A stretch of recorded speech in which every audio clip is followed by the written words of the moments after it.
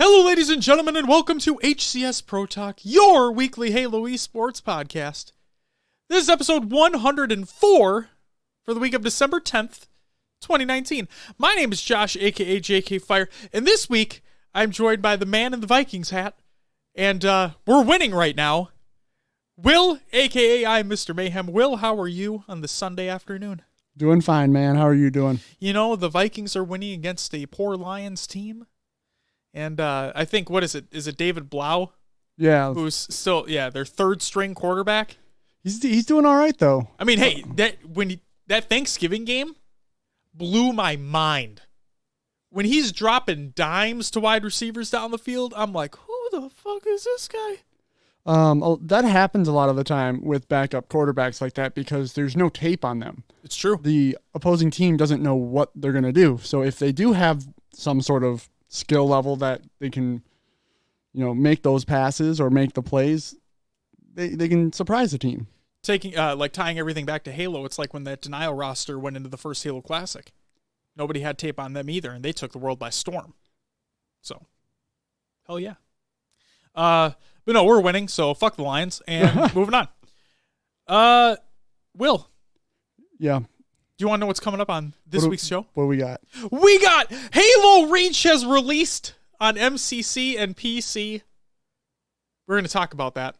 Believe it or not, this is a Halo show. We talk about Halo stuff, including Halo Reach, even though fuck Bloom. And then we have CDL news, a new addition to Halo 5, tournament announcements and tournament recaps, and then we have our HCS Pro Talk Community All-Star Bracket, or HPTCASB for short, matchup number 5 results.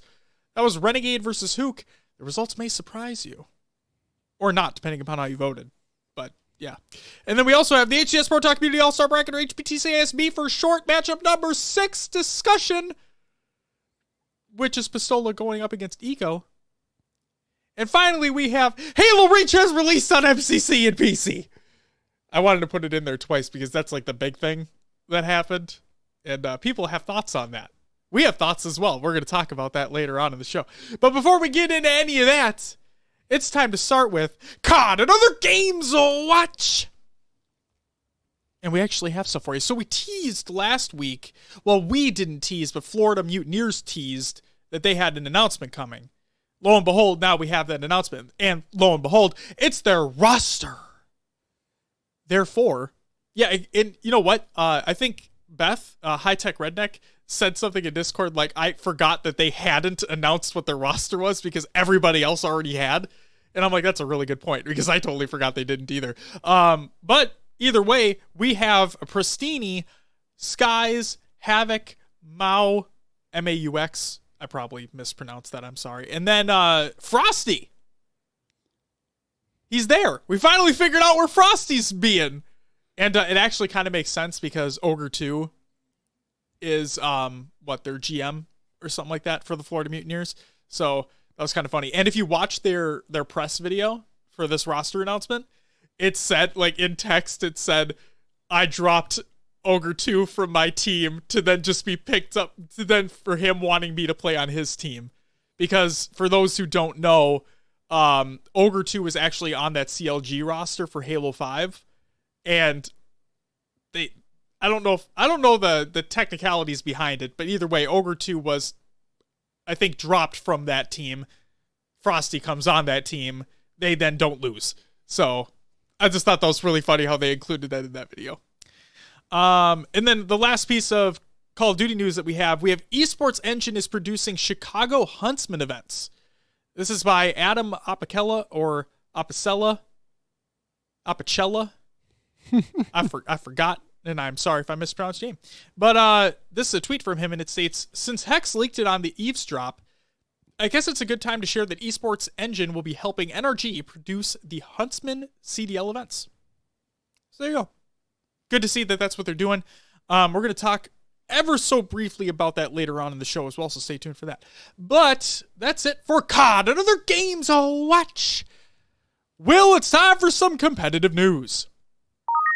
First and foremost, we have Mythic Arena has been added to Halo 5. This is by Unisec.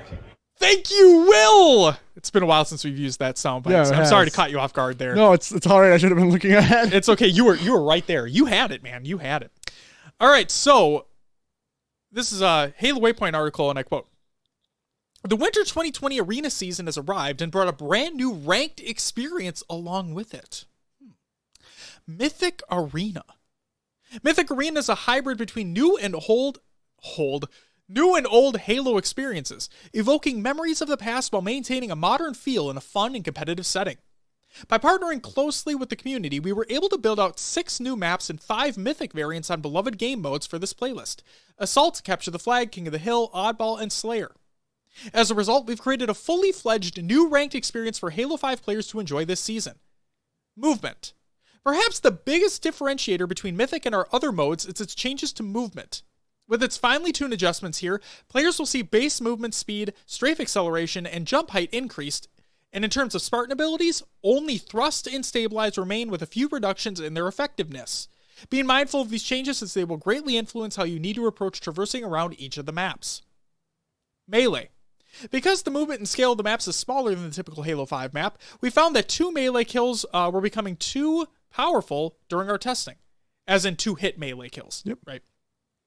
As a result, we've opted for a 3 melee kill system that should bring more depth to close-range engagements. This damage reduction still allows melee to be effective in with common CQC strategies like the 3-shot beatdown and the 1 melee plus 1 headshot combo, which still both result in a kill. Okay, that's cool. Weapon timers. Keeping to follow Halo 5's precedent, power weapons follow a static timer. This means they will spawn at regular time intervals, regardless of when they are picked up. Also in keeping with Halo 5's weapon properties, power-ups and non-power weapons will continue to have dynamic respawn timers. Additionally, please note that some weapons, ammo, and energy have been altered for balancing.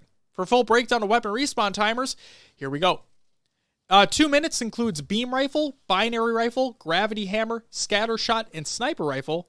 And then 3 minutes includes energy sword, plasma caster, railgun, rocket launcher, and shotgun. Here are the maps.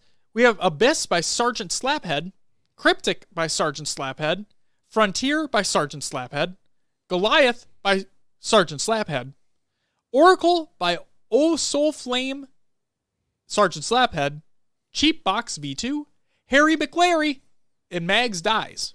And then we have Vengeance by Cheap Box V2 and Sergeant Slaphead. Special thanks. Working with community members on this playlist was a privilege, and we wanted to make sure we acknowledge their contributions. As always, Blaze and Randy355 of the Halo 5 Sustain team coordinated the 343 side of things, while Hex Reapers and Sergeant Slaphead jumped in and led the charge on the community side. To help with the scripting required for each of the modes, Captain Punch, Run Nokyard Run, and Yamudas all lended their expertise. To put the final rounds of polish on the maps, Hex Reapers, Foge, and Run Nokyard Run shared their years of Forge experience and helped them get ready for matchmaking. So there you go. Have you played this mode, Will? I have. What do you think of this mode? I was going to talk about it in Will's Adventures, but we might as well hit it up here. Well, do you want to give like a brief thing here? We go more in depth later? No, I played a few matches, I think 3 or 4, and I enjoyed it. It has a little bit of that classic feel. Sure. A lot of Halo 2 BR starts, which is awesome. That weapon rips in Halo 5. Agreed. And then with the boosting, you still get a little bit of that advanced movement, but it's not, like they said, they made some tweaks to it, so you don't get like the full powered boost. It makes it feel a little bit more I don't know how to put it, but it's not overpowered. Okay. If you can boost from really far places into cover a normal Halo 5. Right. In this mode, you have to be a little bit more strategic with it. So they bring a little bit more of that positioning back. Like you had like in Halo 3 and so on and so forth. Sure. I mean, it's still there, so obviously the people who don't want it at all are going to complain about it, but of course. No, I think it's a good balance. It was fun. It was fun to play. Something different. I think it's cool that they even did this. Yeah, it's a game that's not really supported at the moment. Right. But there's still, I mean, we talk about a game that's not supported, but yet there's still rotational playlists. Mm-hmm. There's still seasons going on, new updates with these new modes. I got to give them credit for what they're doing and supporting the Halo 5 community still. Absolutely. A lot of the times when, these developers move on to a different game, they're obviously really hard working on MCC for PC. We have the release of Reach this week. In Infinite coming out, you often don't see this kind of movement in a game that was been out for 5 years. Exactly. I think I don't know if anybody saw this coming. I mean, obviously besides people working on it, clearly, but like I didn't hear any rumblings about this whatsoever, if I'm not mistaken. So the fact that they came out with this, it's being pretty well received based off what I've been hearing. And like you said, they're supporting a quote unquote dead game, right?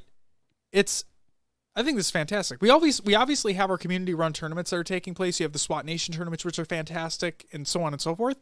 Seeing 343 come out and be like, no, we're going to try this. We're going to put out this thing that we've been working on with the community itself, and here we go.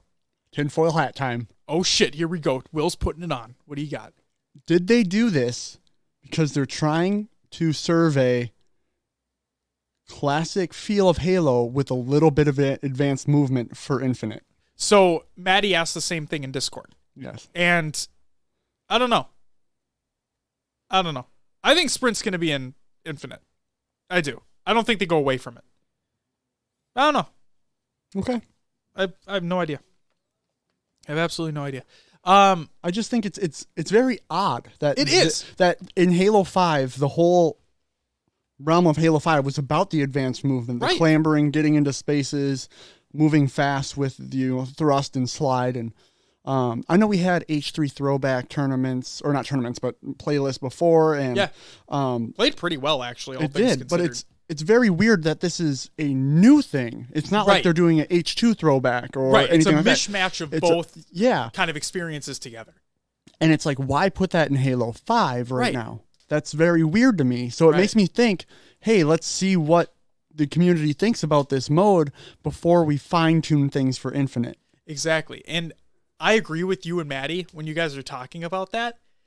But at the same time, like, this isn't to go against what you guys are suggesting.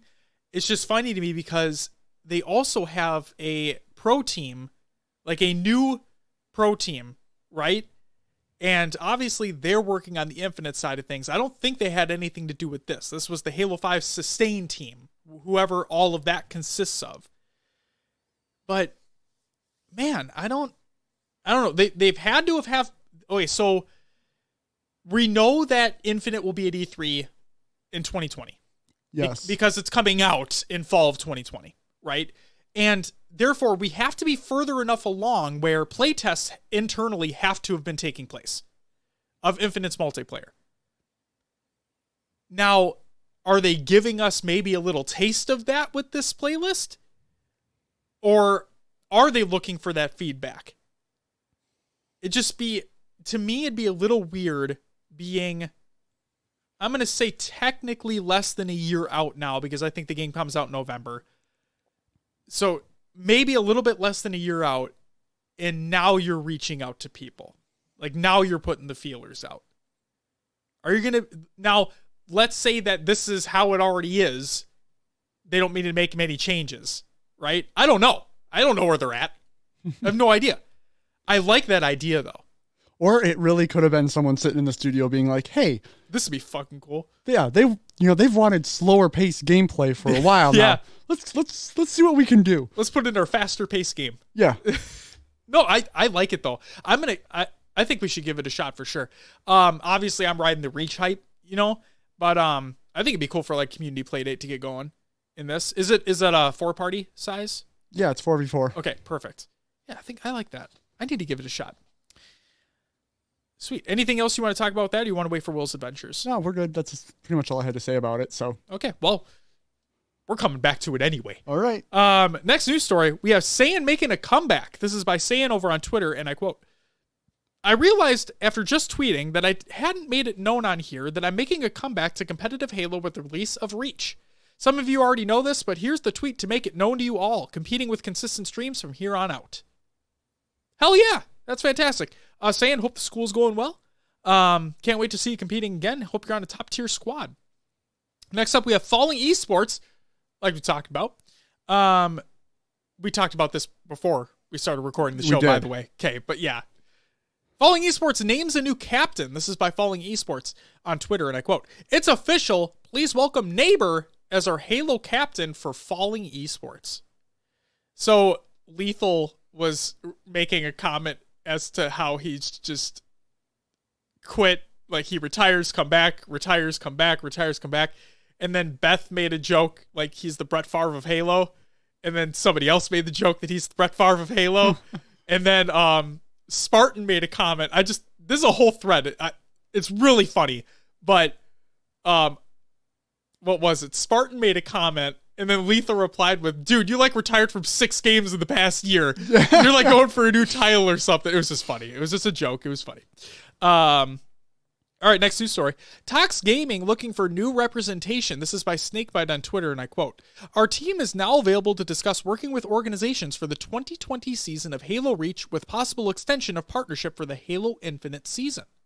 Please contact anyone on our team for further inquiries." So they're not making a roster change at all. They're putting their feelers out to see about a new organization. What do you got, Will? I think it's too early. Too early to talk about Reach events? No. Or too early for Tox? They're talking about Tox. They're looking for a Reach and into Infinite organization. Yes. Not knowing where the Halo esports scene is going to stand when Infinite releases, and Org's not going to jump on that. They might pick you up for the Reach season for the next year, but even so, what orgs are left in Halo? There's not a lot sticking around. I mean, you have Lux, who is there. Yep. But they have their team. Yep. Who else? I mean, Reciprocity's gone. Falling. Falling. You did just talk about Falling. Mm-hmm. But I don't know. Bouncing off that, we've talked about it multiple times where maybe it's not people who are currently there, but maybe it's if we can get new orgs or older ones to come back. Right? Sure, but that's where my point's coming in, that it's too early. We don't know what viewership, what reach is going to have. Right. I like that pun. I like that. Nice. I hate fucking puns. You know that. And then we don't know where Infinite's going to stand. From what we've seen with Reach coming out on PC, there's a lot of excitement around it. And yes. Infinite being on PC might extend that excitement, right, with a brand new game being on PC. Yes. But an organization is going to look at the track record and the history. Yep. And I would be scared to move into a new team in Halo esports where we don't know where it's going to be. Okay. Question for you. Mm-hmm. Kind of a tinfoily hat moment too here. Okay. So we don't know what the roadmap is for Infinite yet. Tashi in his post was talking about, and we talked about this weeks ago, but in that post, the HCS 5-year anniversary post, right? Tashi was talking about how the plan is to have the full year, the full 12 months ahead of time for events completely laid out. Everybody knows when and where they are, right? He also has said on, I think he's posted on Twitter and so on and so forth, like that there's been talks with organizations, right? He's looking, I think one of the tweets was, who do you want to see in the Halo space, right? You remember that? Oh, yeah. Okay. So some of these talks had to have started, right? Do they know what the eventual plan is? Do they have an idea? Is Tashi giving them information to try to be like, hey, here's what we believe our plan is going to be, or here's what our plan is going to be. We're obviously not announcing it to everybody yet, but we're letting you know because we want you in here. Again, I don't know. Tinfoil hat moment here. There has to be planning that's going on, right? You don't just launch a season and boom, everyone's there. Exactly. So I guess Tox could be reaching out just to let people know, because if Tashi is talking to other orgs about coming back, yeah. But I just don't think that org's going to pick up Tox for the Reach season. It's probably going to hit when Infinite starts. Right. So we might see Tox through Reach, and then when Infinite starts, those new orgs will jump back in with a new game, new excitement, new opportunities to market. I like that idea. And we also don't know. So Reach just came out. Okay. I mean, Reach has been out for 9 years. Reach on MCC and PC just came out. Let's clarify here.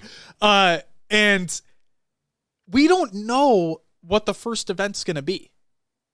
Like, we're going to talk about it briefly, coming up here in the news very shortly, but we don't know what it is yet. We don't know if it's going to be mouse and keyboard. We don't know if it's going to be controller, right? So it's tough for me as well to see like what new orgs or what previous orgs would even come back for Reach. Infinite, sure, because it is new. We can talk about that further on down the line. Now, another reason why I brought this up to you, Will, is because someone did kind of tease that they want to talk with them. NRG. You know why, right? So, who is one of the co-owners of NRG now? Chicago Huntsman. We just talked about him earlier. Do you remember? Yes. Ogre. Optic Hex. Oh, God. Yes. Ogre with Florida. It's okay. It's okay. I put you on the spot again. I'm sorry. So, Optic Hex, right? No longer Optic. Okay, so Hex. Hector Rodriguez.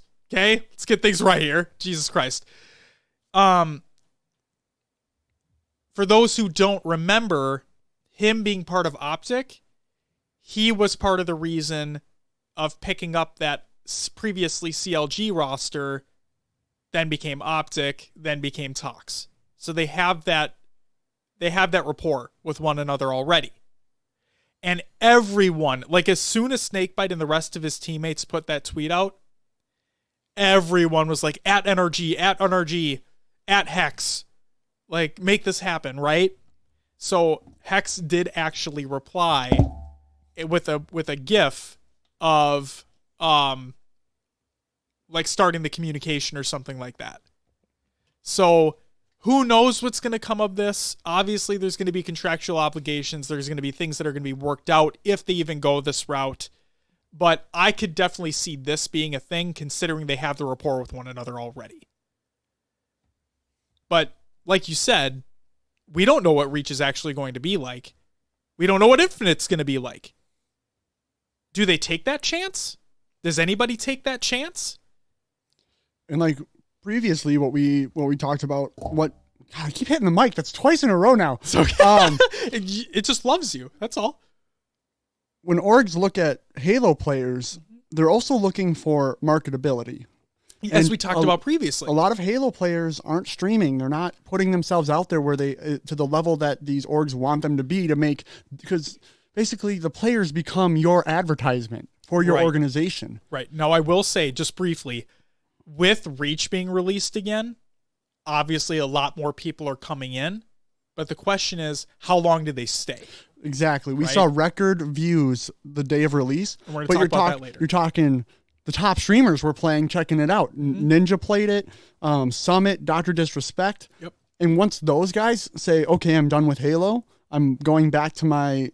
Summit goes back to Sea of Thieves and Counter-Strike, and Doc goes back to Modern Warfare. Where do those numbers stand? Who sticks around to keep watching Halo? Right. That's the question. All right. Yes. Next news story, Josh. Yes. What do you got? Perfect. Sorry, I was taking a drink of my G Fuel. Get at us. Is it still EMGG for 30% off or something like that? We're not sponsored by Eastern Media, but they're cool. Hey, G Fuel, get at us. So next news story. Oh, look at this. Tashi teases the future.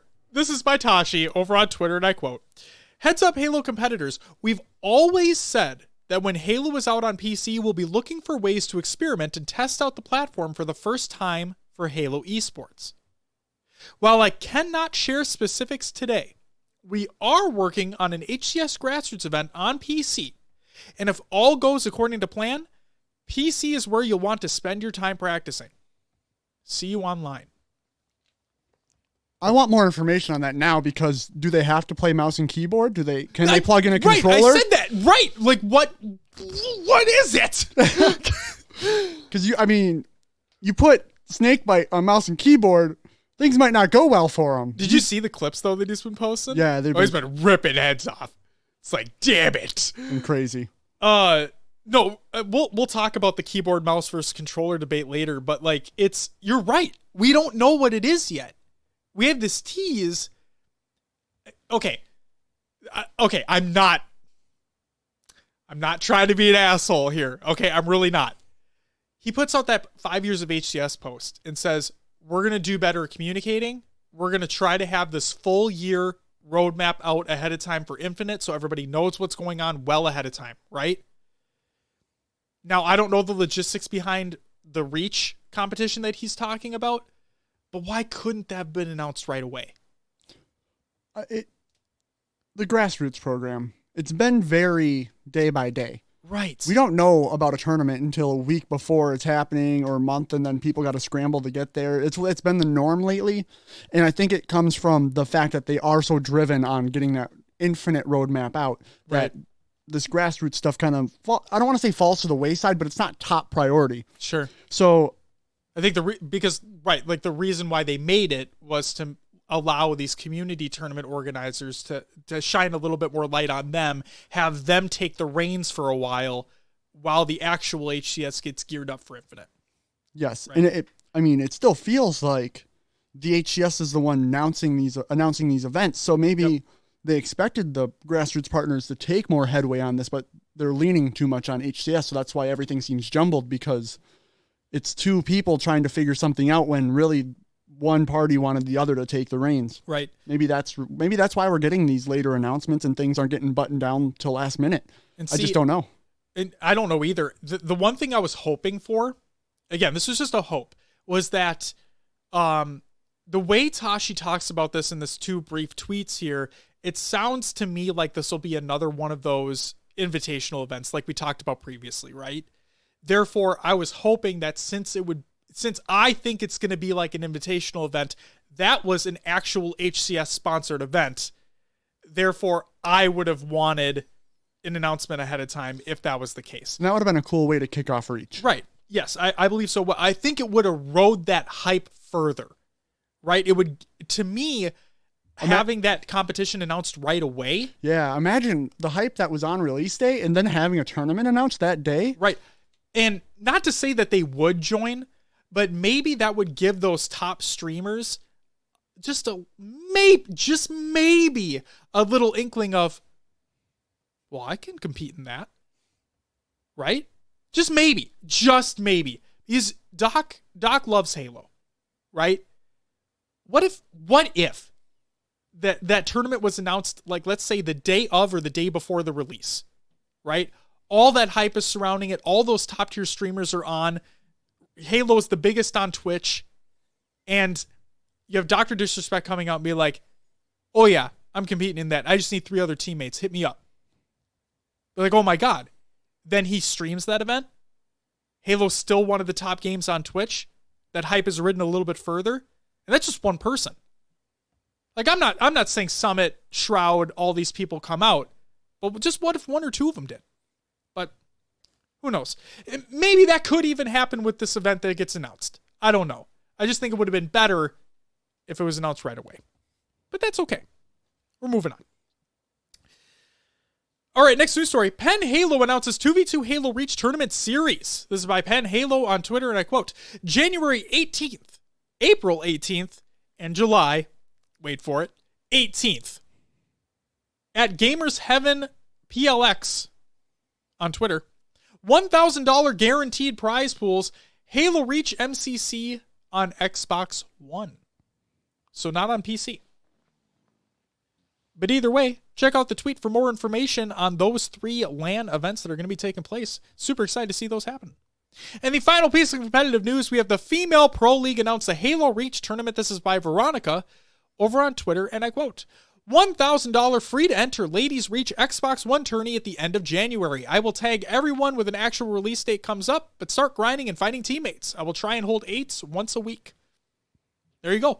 Female Pro League making a comeback in the Halo scene. You love to see it. We've been waiting quite some time. I'm glad it's happening. And Will, that's it for the competitive news. For your upcoming tournaments of the week presented by noobcombo.com. Check out noobcombo.com for all your Halo esports needs. On Friday, December 13th, we have Apex Gaming League Reach PC Tournament. This is over on Twitter. You can check out for more information there. And then on Sunday, December 15th, we have the Microsoft Store London Halo 5 2v2 and the SWAT Nation $1,000 SWAT Miss 2v2. Check out all the links in the Google Doc of the show notes of the show. And Will, what do we got next? Roster Media! All right. We got nothing real to report at this time. But I want to say... What do you want to say? I saw a squad playing some Reach on PC that I think would be awesome to see at an event. What does this squad consist of, Will? Mr. T2 himself. Tom T Squared Taylor. Hashtag Nated. free T2. Nated Brett. Leonard, right? That's his last name?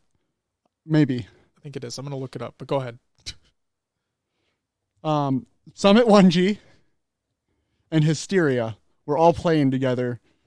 T Squared was kind of carrying until Nated showed up, and then they were just dominating. Summit is really...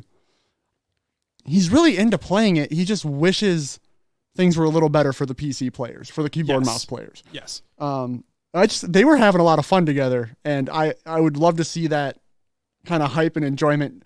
You know, with Summit's hitting his snipes, he's yelling and screaming, and I like that. I like more of that excitement. So it was just fun to watch them play. He also, let me just say that when I was watching Summit, he hates solo queuing and competitive. Oh, yes. Like, oh my God. Whoo, it's bad. And then also, so I was watching Snipe Down yesterday as well, and he was streaming with the doc while the doc was not streaming. Oh. Yep. So he was just playing with Doc? Yep, he just got Doc in there, and like Doc was he still, so since he wasn't streaming, was he still in character when he was playing? No, he would talk like himself. Well, okay. I mean, he would make references to his persona. Gotcha. He sounded like a normal dude. The funny thing is that because I made mention that Dr. Disrespect Guy Beam, he just loves Halo, right? And so he kind of was fanboying a little bit about Snipe Down. Oh yeah. Yeah, like talking to him, he's like, yeah, I used to watch you when I was doing this and blah blah blah, and I'm like, God, that's awesome. It just feels so good. Yeah, the fact that Doc, one of the biggest Twitch streamers out there, can like, it's just like one of us. Like if I got in a game and we got to like chat with Pistola and Snipe or any of those guys at the top, I'd be nervous. I'd be like losing my shit a little bit. Yeah, you know. No, it was really cool just to see awesome. him be just a normal dude. But yeah, that's awesome. And yeah, that squad would be cool. Would be something to see, for sure. Yeah. I don't think people give Hysteria enough credit. He's a great player. Always has been, probably always will be. Yeah. That's it for Rostermania this week because there's nothing out there that we need to talk about more stuff. Come on, give us a tournament, give us teams. Let me mess up some more gamer tags. Let's go. I mean, you're going to be messing up them shortly, so I can promise you that. Will, guess what? What? Remember a segment that we used to have a long time ago called Scrim Recaps? Back when the World season was going on and we actually had team scrimming? Years ago. Gosh. Well, I'm bringing it back for a hot second. The reason why is because, no, we don't have any scrims to talk about. That's besides the point. We have a North America Pro Halo Scrims Discord server. This is by Unarmed on Twitter, and I quote, "Any Reach sweaters looking for a place to get together and run scrims, find teammates, etc., we have built a Discord server for it. Please retweet this and let's get the community popping." So there you go. Check it out if you want to get some scrims going. Yeah, that's it for Scrim Recaps of the week. We needed that for everything else. Yeah, for everything else. Come on. It took this long? I thought that would have been out there already. I just never looked for it because I'm not that good. It's okay. I saw this. Yeah, I saw it on Twitter today, so that's why I included it. Nice. But Will, yeah, that's it for the Scrim Recaps of the week. What do we got for the tournament and league recaps of the week? All right, first up, we have Ninja's Mixer Matchups Tournament results. Let's run through the team names and players that competed.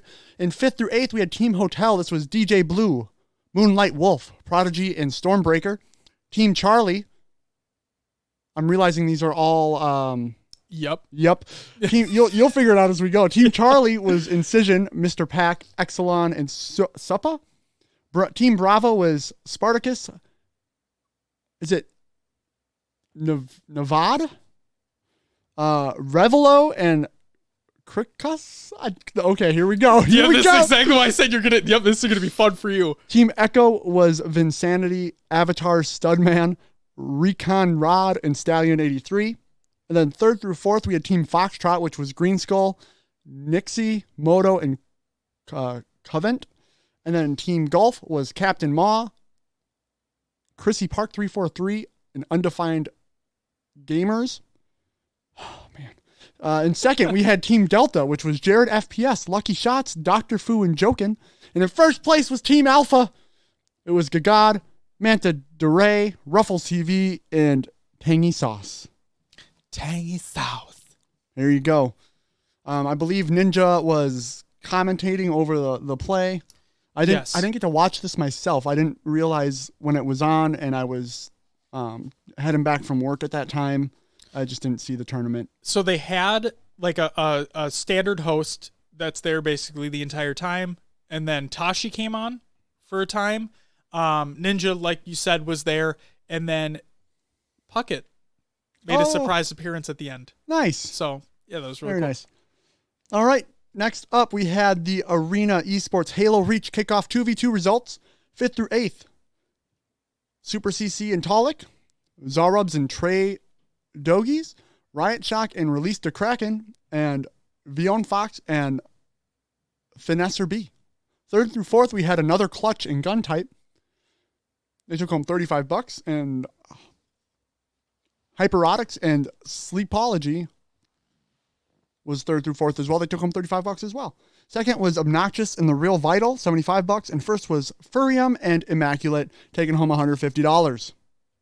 Nice job to them. So we're obviously going to see a lot more community reach tournaments coming up with the release, and we look forward to seeing those. That's all we have for the tournament and league recaps of the week. Thanks, Will. I'm excited for the AGLA to kick off, because then you'll have some roster mania, Will. I can promise you that. Yay. It's time for some topics. So, first up, we have our HCS Pro Talk Community All-Star Bracket, or HPTCASB for short. Matchup number 5 results. This is Renegade going up against Hook. So we had a Twitter poll. Will, drum roll, please!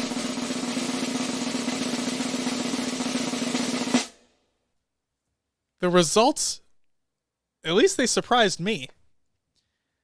With 52% of the vote, the winner, and moving on within the bracket, is Hook. It's Hook. It's not Renegade. I thought Renegade was going to win this, but no.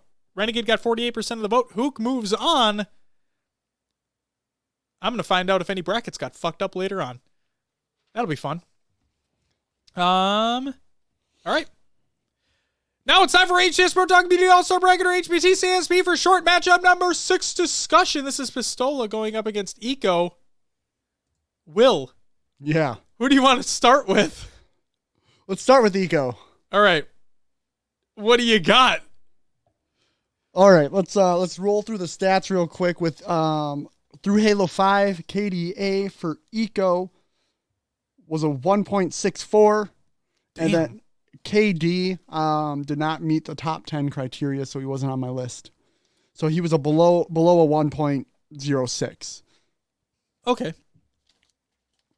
I mean, with a KDA that large, I wouldn't expect him to be that far out of the top 10 for KD, though. Right. So. All right. With Eco, what's there to talk about? H2A. Not a whole lot. Didn't really make a splash. No. He was known as unlegit back then, as we found out. Or yes. I found out. Josh remembered. And I totally forgot, too, because I remember. No shit. I remember now thinking about it, back during that time, they kept saying unlegit. And I'm like, did legit change his name? It's honestly what I thought. And then, oh no, it's a completely different kid. And No, he goes by Eco now. So let's see. When Halo 5 started, he was on Team Liquid with started off with Ace, Ninja, and then a name I don't recognize was Chig.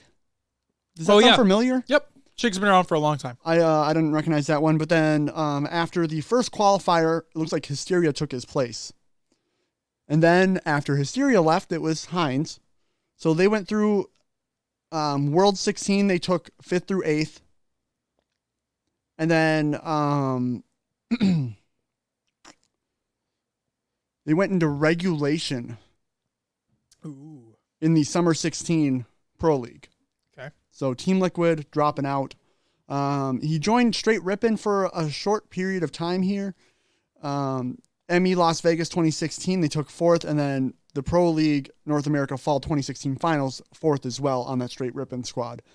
Back to Team Liquid, they took 3rd in the Halo World Championship 2017 with Rain, Penguin, and Stellar.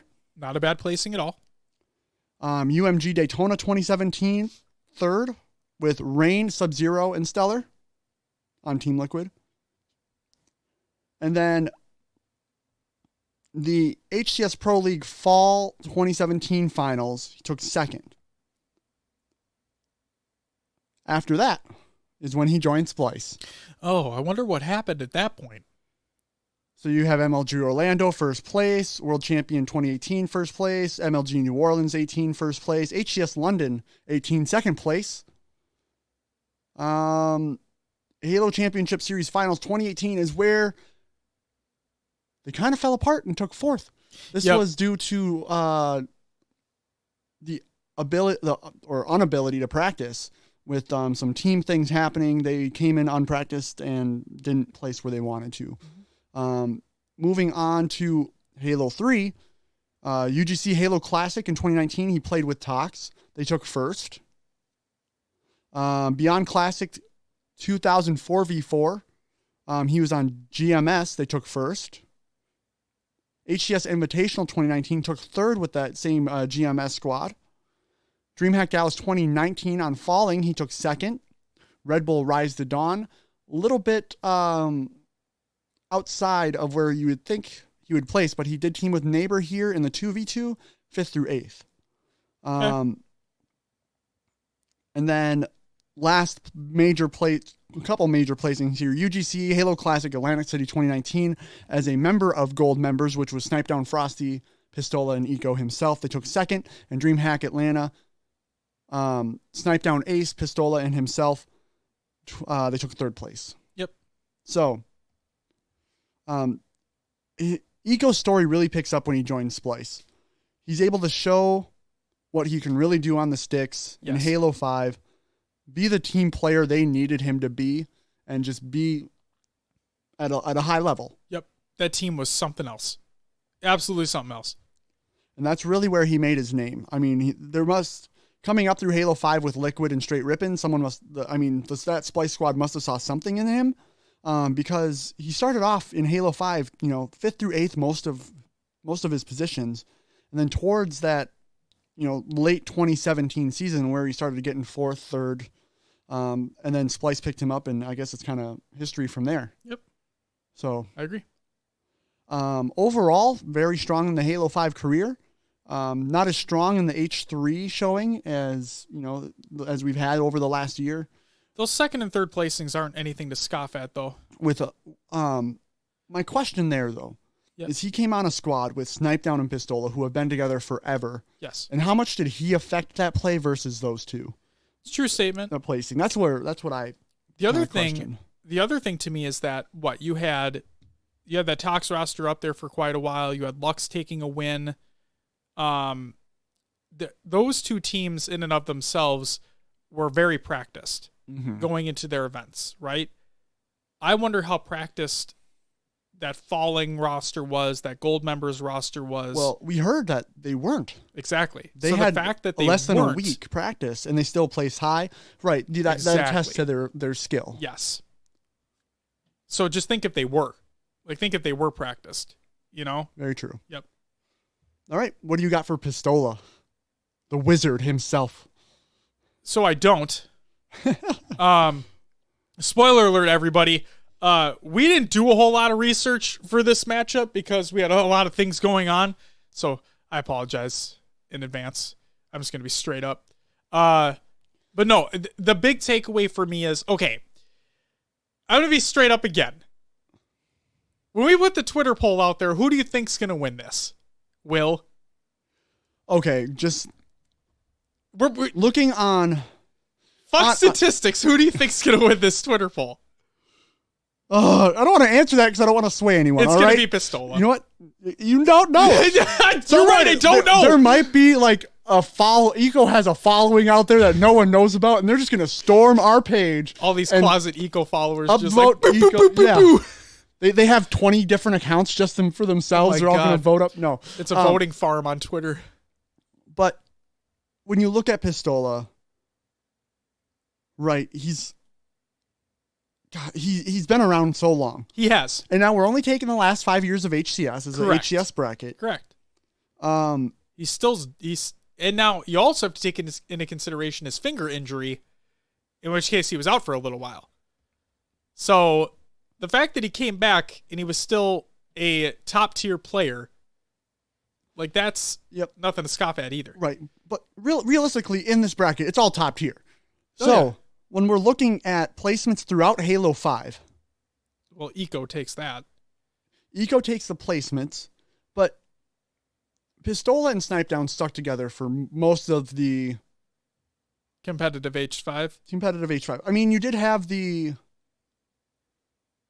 Pistola, Trippy, Boobadoobo, and Saiyan squad on Envy, or it was Envy Ambush, whatever you wanted to call it for the end. Yeah. Of the end of Halo 5 there, or the end of Envy really being in Halo. Yep. Before they moved over to Reciprocity, but the teams Pistola were on were never consistent enough for me. We talked about it all the time, especially with that Reciprocity roster. We did, but when you look at qualifiers, they were very up and down, winning some, coming in 5th in some, 6th. Yep. But when it came to the events, they were always a top 3-4 team. And the other funny thing is that I think almost every time they had to fight through losers. Yeah, they always seem to get the hard matchup early. Yep. And then they get their way all the way through losers, and they still get one of the top placings. And when you fight that long through losers, it always, like, in the back of my mind, sure, these are pro players, right? But you're playing Halo for that long. It has to wear down a little bit. It has to wear you down. Yeah. And then they get to the end sometimes, and they're still able to pull through. It is kind of amazing what they were able to do throughout this season with the fact that Splice and Tox dominated. Right. And the other thing is, like, to Pistola's favor here, he is considered to be one of the best teammates to have on any team. His attitude, the way he carries himself. Right. And transitioning to his gameplay itself, there's a reason why he's called the Wizard. The man doesn't die very often. He just disappears, man. He does. He puts on his Harry Potter invisibility cloak and gets the fuck out of Dodge. Yeah. Like, that's exactly what he does. No, the amount of times that he's able to stay alive and keep a play going. Right. If you think about it in the terms of an objective game, right? Not just even slaying out. The fact that he doesn't give up that death, and then he is able to remain in a position where his team can either reset up or move to a new part of the map, or keep even a flag run going because the player just doesn't know where he disappeared to. Yep. Yeah, it's incredible what he does. Exactly. And the fact that if he stays in that location, right, and he's able to get a couple shots off on somebody, that makes it so that other team can't push up. Like, you have to deal with that player that's still there, or else that player could cause a major nuisance later on in the game. So it holds the other team back. Like you said, when your teammates respawn up, they're able to get in a better position right away just because of that one non-selfish play where you're getting out of the way, making it so you don't die, and you're being a better teammate in itself. Right. He's one of the best known for that. So we didn't really go into it with Eco, but Eco's gameplay. Yep. Very, I would say, methodical. He's always in position, making the right decision at the right time. He's a great player, yes. So this is, I think all these players are so tough for me because, look, I came in H5. This is what I saw, were these top players all competing.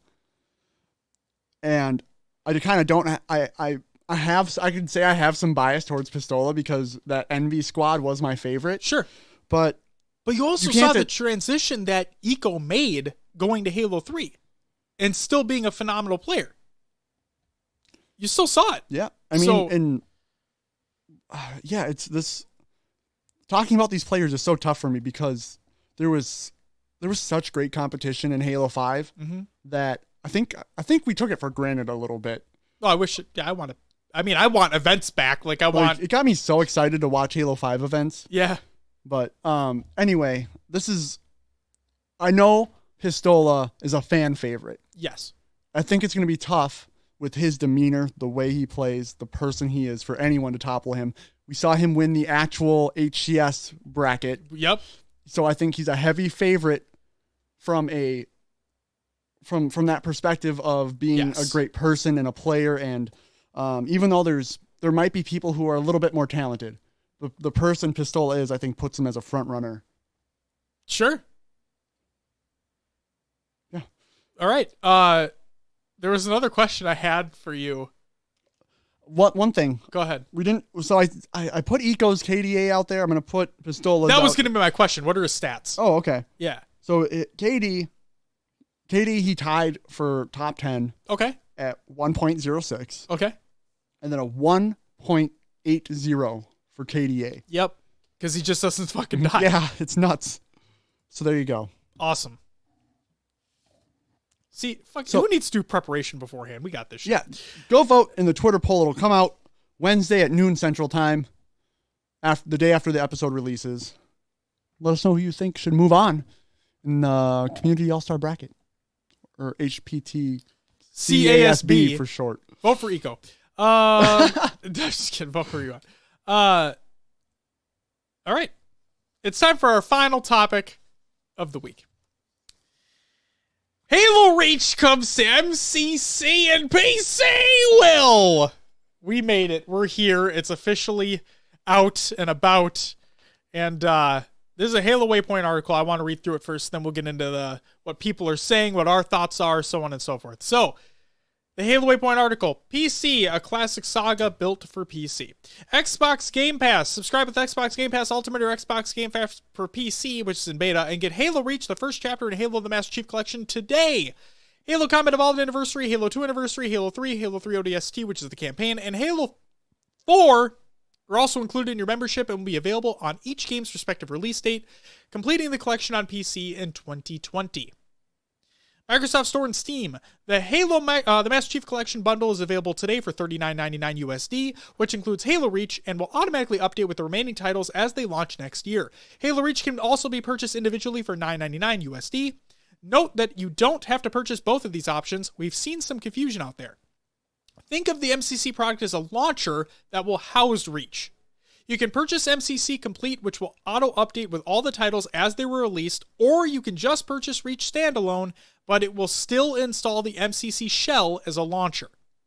Please note that an Xbox Live account is required to play Halo Reach PC online. Just the beginning.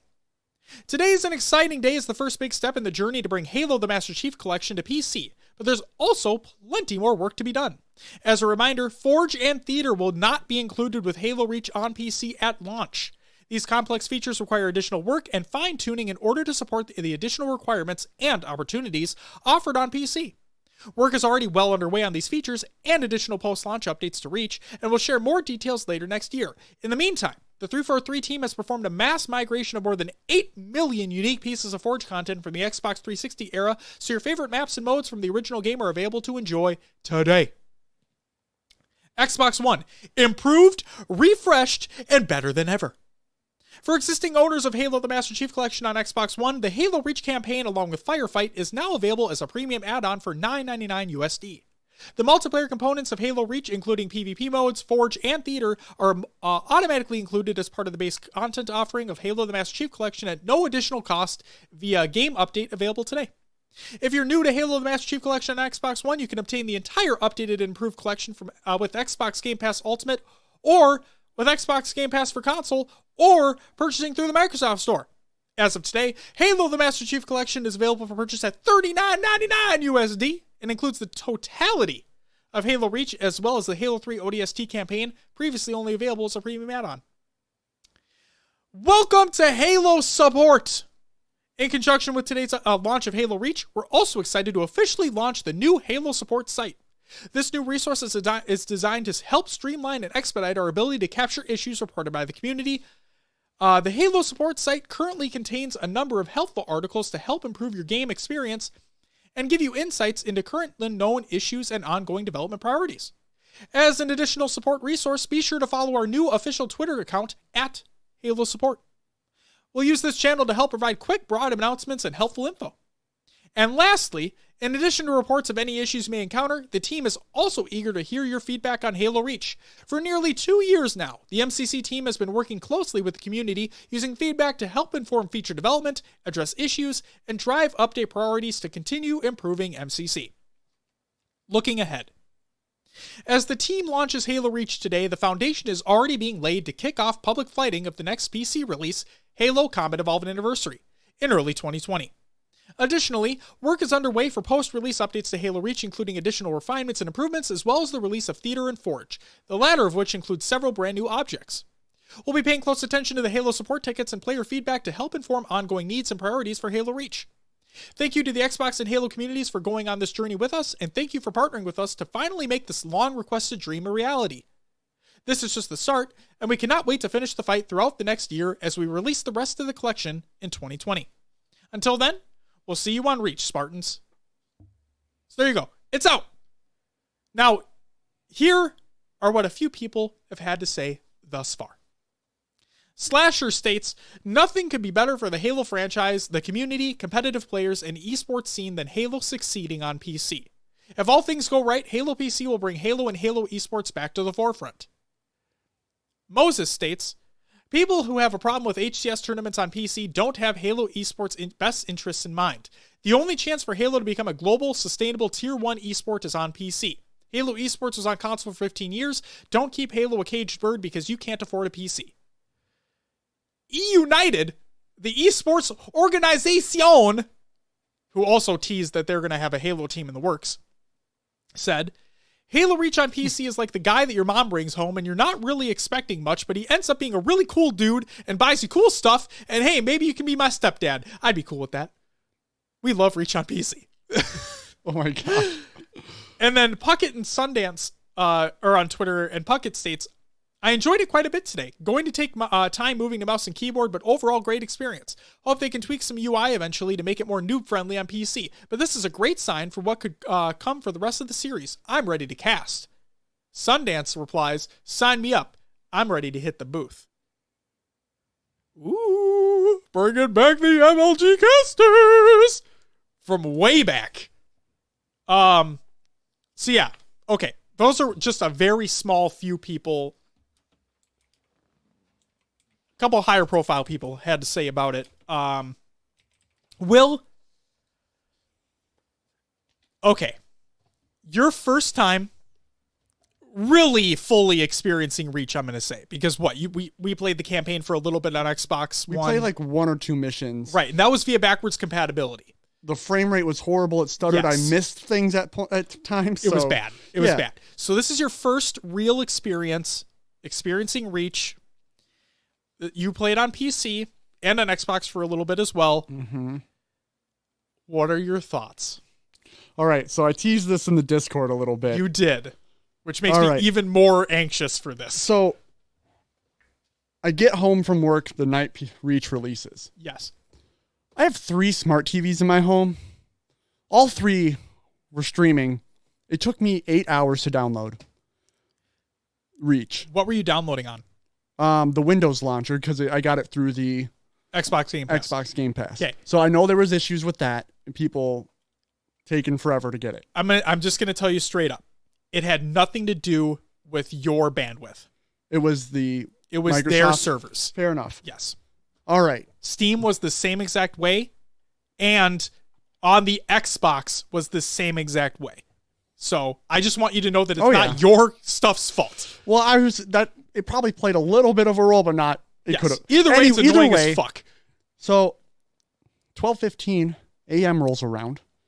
I'm still awake, and I'm like, you know what? I'm gonna fucking do it. I'm gonna try it. So past midnight. Ooh, so boy. I get online, and it's my first time playing Reach multiplayer ever, and I just keep getting destroyed. So for new players, it was a horrible experience because I was dying constantly on spawn. Apparently, you can see into spawn from mid-map on some of those maps and just get wrecked. Basically, teammates were not helpful for a new player. I just was basically told I sucked all night and go die in a hole because I was going 4-12. So Can I ask you what playlist you were playing? I did a little bit of social and a little bit of competitive. Okay, so you played both. Okay. And yeah, so I had a horrible experience. The last game of the night, it was only like 5 games in. We couldn't get out of spawn. We were just instantly dying as soon as. So I said, "Fuck this!" I left. It sucked. Bloom was shit. Oh yeah, Bloom is. Thank you. Bloom is terrible. In an arena shooter, what made you think to add Bloom? Will, guys, he figured it out. It's bad. It always has been bad. And 80%'s fucking bad. Get rid of it. Yeah. So in this release, it's like the social playlist is only 85% of what it was originally. Yeah. Title update settings. Yep. So come on. I don't understand it. Armor abilities. All right, let's get into some armor abilities here. Sprinting to time to fire is way too high when you're coming out of it. If you're gonna, if wait, as in like to raise your gun and be able to shoot, it takes too long. It takes too long. Okay. I get that Halo has been a slower paced game in the past, but if you're gonna have these abilities, make them viable. I'm sorry. I'm just gonna put a caveat on something here, just so nobody fucking comes at us. Yes. Halo Reach was designed with Bloom in mind. Sure. Okay? I just don't want people coming at us and be like, whoa, that's the point of the game. Like, I know. Yeah. Go ahead. The jetpack. Yes. I get why everything is the way it is, because they want it to be fair and balanced. Yes. But the jetpack, it takes forever to get somewhere with it. You do go slow. And with it. I felt like, much like Modern Warfare or Advanced Warfare, jetpacks just shouldn't belong. Like if you spawn down bottom mid, it's because the other team forced you to spawn down there. You shouldn't be able to just jetpack up your way to the next level. So do you feel it's overpowered, the jetpack? I feel it detracts from Halo, because that's not Halo being able to instantly get somewhere. Now, go ahead. People may say, well, Will, you like the advanced mobility of Halo 5. Well, yes, because it's all about like those game mechanics. You're using spring jumps. You can't just like. That doesn't have a jetpack in it, though. Right. And like some of these maps are like 3 tiers. Yes. You can't just get to the top tier instantly in Halo 5. You have to usually make your way, expose yourself. And I get the jetpack does that by moving so slow. Sure. But I just don't feel it's the right place for the jetpack, and like, I just hate it. Armor lock has done nothing for me but extend the time that I'm going to die. Like, I go into armor lock and then I just get swarmed.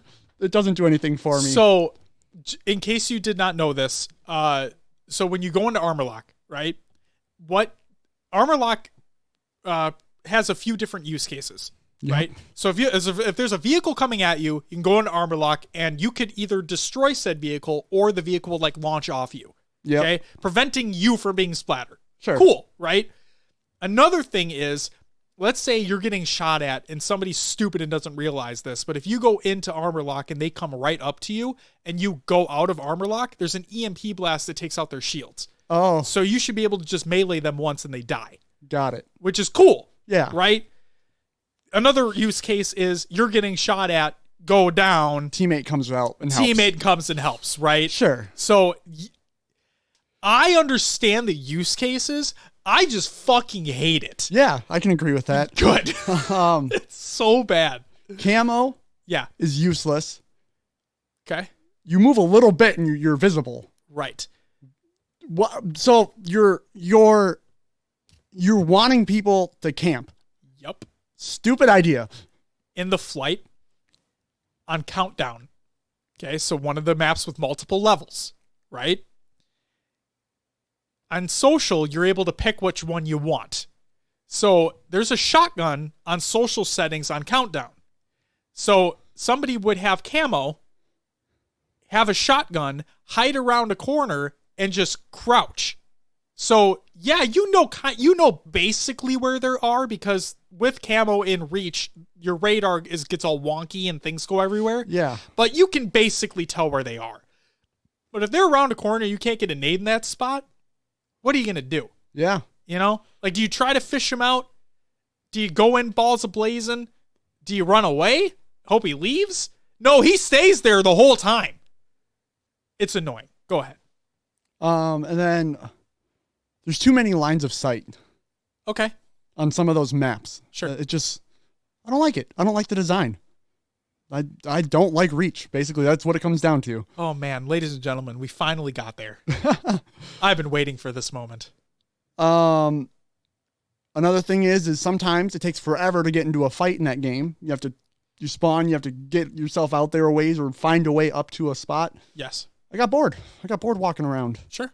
My two favorite modes, capture the flag on Sanctuary, MLG V7, and then same with Heretic flag. Those are my two favorite. I enjoy those. I have fun on those maps, and that's about it. You mean it's not Heretic. No, but it looks like it. It looks like midship, but it's not midship. Yeah, it's, you know what I mean. Yeah. Whatever that map is. Yep. Competitive playlist. Yes. Not enough maps. It just get boring playing the same shit over and over again. And the other thing I've heard is that not a lot of people have gotten Pit. I've never gotten it. I got it once. I'll talk about that later. But yeah, you're right. Like, looking back at it, there really aren't that many. Nope. What it came down to is my first night, my experience was ruined by other players who are experienced with the game and people who had shitty attitudes towards me because I was new. Sure. It pissed me off. Fuck those people. I know. It pissed me off though. It was late at night. I'm just trying to get some games in, and I didn't enjoy it at all. It felt like a huge waste of time. That sucks. And we did it for the community play date. I had a fine time playing with you guys. We got some good games in. I was shit on some of them. It's okay. I played again with Joey, my buddy. Yeah. We didn't do too hot either. But I don't know what it is about this game, but it just, if this was my first ever experience with Halo, I might never have gotten into Halo. Like, I would have been like, this is crap. And I'm really glad you didn't then. So, holy shit. Well, I kind of did when I bought a 360. Okay. Right. And I said buying my Xbox One was my first experience with Halo 5. I actually played Halo 4 and I didn't understand it back then. Okay. I didn't know what the hell was going on. I just left. I said, screw Halo. Why do people like this? And I left. Sure. I mean, that was like the Call of Duty of Halo. Right. That's what that was. Well, you think that would have been the easiest introduction for me. But the fact that it was... There were so many systems in play, though. Yeah. Like with ordnance and loadouts and all those things. Yeah, there was a lot. So, look, I understand a lot of people like Reach. Yeah, those people are wrong. No. Well, I'm kidding. I'm kidding. This is what I don't understand. I don't understand this about the Halo community either. Sure. Like, I get it. It's Halo on PC. But why is everyone so excited about Reach on PC? Because it's still fucking Reach. I don't get it. I saw you retweet or like the tweet that Minolta said about T-Squared's tweet. So T-Squared put out a tweet that said, "This is so awesome to see a classic Halo do so well," and blah, blah, blah. Just imagine what a new classic Halo experience would do on PC and so on and so forth. And then Minolta replied back with like, what even is classic Halo? Yeah. Is Reach classic Halo? We talked about this so much. What the fuck is considered classic Halo? Reach is not. Reach is far from it. No, you can't. Everything's classic Halo now. Right. Halo, like I said, if it's on MCC, it's classic Halo. Yeah, perfect. Like I said from the very get-go, if we're talking legitimate classic Halo, that's one. Right. It's the first one. It's all about who you talk to. If you're a fan of one, then it's one. Then it's one. If you're a fan of two or three, then it's two or three. Yeah. And then if you're a fan of two or three, you're wrong to the people who like Halo 1. That's right. 2 or 3 aren't classic Halo. And if you like Halo 4, you're not a fan of Halo, apparently, according to everybody in the competitive community. But like, what the hell? But look, my experiences aside with Reach, yeah, they did a phenomenal job with this release. Okay, so that's my next question to you. How did it perform for you? I couldn't do the unlimited frame thing. I got stuttering issues. Really? I had some, like, just my PC bogging down. You turned on VSync eventually, right? Yep, and everything was fine from there on out. Okay. So as long as VSync was on, we were good. So it sounds like they fixed the VSync issue then, because there was a VSync issue before. So it sounds like they fixed that, which is good. Yep. Did you play with keyboard and mouse or controller? Started with keyboard and mouse. Okay. How would you rate this experience? Look, I'm semi-experienced with keyboard and mouse. I've been playing PUBG, Apex Legends, Rainbow Six, Sea of Thieves. Right. I feel like I'm not an all-star on keyboard and mouse by no means, but I'm okay. I'm decent. Stomp my ass. That's a fact. The fact that there's absolutely no aim assist when the controller players have it, it sucked. I can understand that. For some reason, I couldn't get my sensitivities down.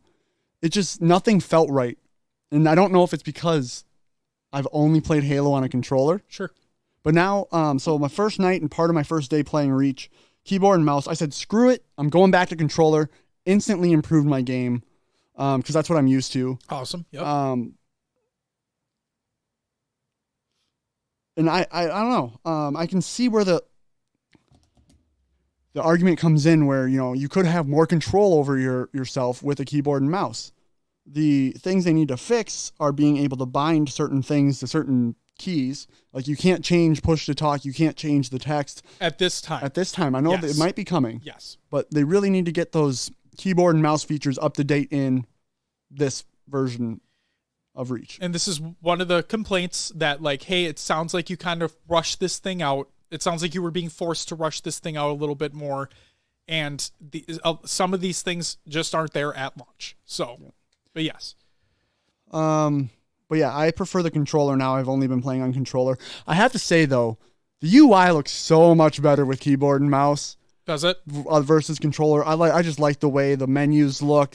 Everything looks with the keyboard and mouse. It looks very blocky with the controller. Obviously, you have to be able to see where you're highlighting to select with the controller. But yeah, the keyboard and mouse looks beautiful.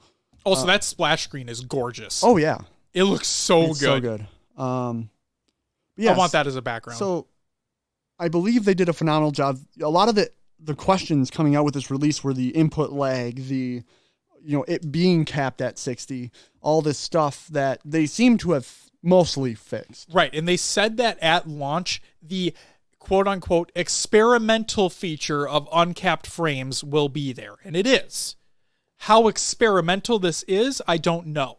But for me, I have a G-Sync monitor, I have uncapped frames, I don't have VSync turned on because I have G-Sync, and for me it worked fine. So for those that don't in the uncapped frames, maybe that's where you do have to use VSync. I don't know the intricacies of that. But definitively, did the game run well for you? It ran well, yes. Okay. Besides once I turned VSync on, it was all fine with. Okay. And honestly, the first night I played with unlimited, and I didn't have an issue until the Forge maps. That's where I had the issues. Once I played a couple Forge maps, I started noticing it across more maps. So then I turned VSync on while we were playing, and it was good to go from there. I also heard that there's still some audio issues that are happening. Yeah. Now, I didn't experience multiplayer audio issues, but I was playing a little bit of the campaign going for achievements today on my laptop, and there were very few moments where I would shoot and then it'd be a split second later when the sound came off. Oh. So, don't know. It would resync up pretty quickly, but just a few times that happened. That's the only audio thing that I've dealt with. So, I don't know. But yeah, I'm glad to hear, though, that for you it ran well. That was because everybody's setup's going to be different, I mean, if you're playing on Xbox and you're playing on Xbox, that is what it is. But for PC configurations, that could be hundreds of thousands of different configurations, that they have to account for. So hearing that it worked for you, that's awesome. I'm glad. Well, even on my PC here with Reach running, I was able to have other windows up and still run the game smoothly. Awesome. Like with Modern Warfare, if I want to run that, everything else besides maybe Discord has to be closed on my PC for it to run. Okay. So it's optimized well, it seems. That's what I'm excited about. Yes. And we talked about the minimum spec requirements on an earlier show, and they were low. Yeah. Like you do not need much to run this game. So if all that holds true, then the next few games should be pretty good. This is great. This is great. Yeah. No. Again, going back to the game, the release came out much better than I expected. Yes. I just don't get why people like the game. Sure. And that's perfectly fine. So, and the issue now is yes, they have unlockables for the seasons, and I know you can go back when the next correct seasons come out. Yep. But I want those things now. Sure. But now I got to play freaking Reach to get them. Okay. So here we go. This is a hot topic of debate right now that's going on, and I do hope that this gets updated. I hope that this gets changed. As of right now, so to my knowledge, challenges are not out yet. No, I haven't seen any. Okay. So we need those. And we need those like now, please. Get all the bugs figured out with those. Hopefully people at 343 are able to get these things out ASAP, because I think challenges would do great. Another big problem that people have brought up, and I didn't really notice it, and then I'm like, oh my God, that really does make sense. There's no XP progression in campaign at all. So that to me is a big detriment, because there are a lot of people out there that don't like Halo for the multiplayer. They like Halo for the campaign, but they still want to progress, right? Yeah. Allow them that opportunity. Give them that opportunity. Because guess what? In base Reach on the 360, there was progression via campaign. So hopefully you have that. Hopefully you bring that. That'd be really cool. They haven't said anything, but I really do hope that that's a thing that they bring. And on top of that, challenges on the 360 version, there were like cross mode. So like kill 100 enemies, right? That includes campaign and multiplayer. So you could play campaign, kill 100 grunts, and you would get that challenge completed, get that XP, right? So hopefully they do bring campaign progression, because then if you don't want to play the multiplayer, at least you have that avenue in case you just want to get through it, right? Another thing that you and I can do if you don't want to play just a strict multiplayer, you can get good XP from Firefight. And you're not playing against other people. You don't have to deal with that shit. And you can actually play some really cool, fun modes in Firefight, like having infinite plasma launcher ammo, stuff, and so on and so forth. It's cool. Like Firefight and Reach, I've said it multiple times, I'm not a big fan of Reach. Okay, everybody knows that. But one thing that Reach did incredibly well was their Firefight. It's very, very well done. It's something that I wish that 5 had, and it was what I was expecting 5 to have when they said that, oh yeah, we're coming out with Warzone Firefight. I'm like, oh my God, this sounds awesome. They're going to bring back things. No, they didn't. But Reach Firefight, awesome. But yeah, I hope that they bring the campaign progression, because that's a huge detriment right now. Yeah.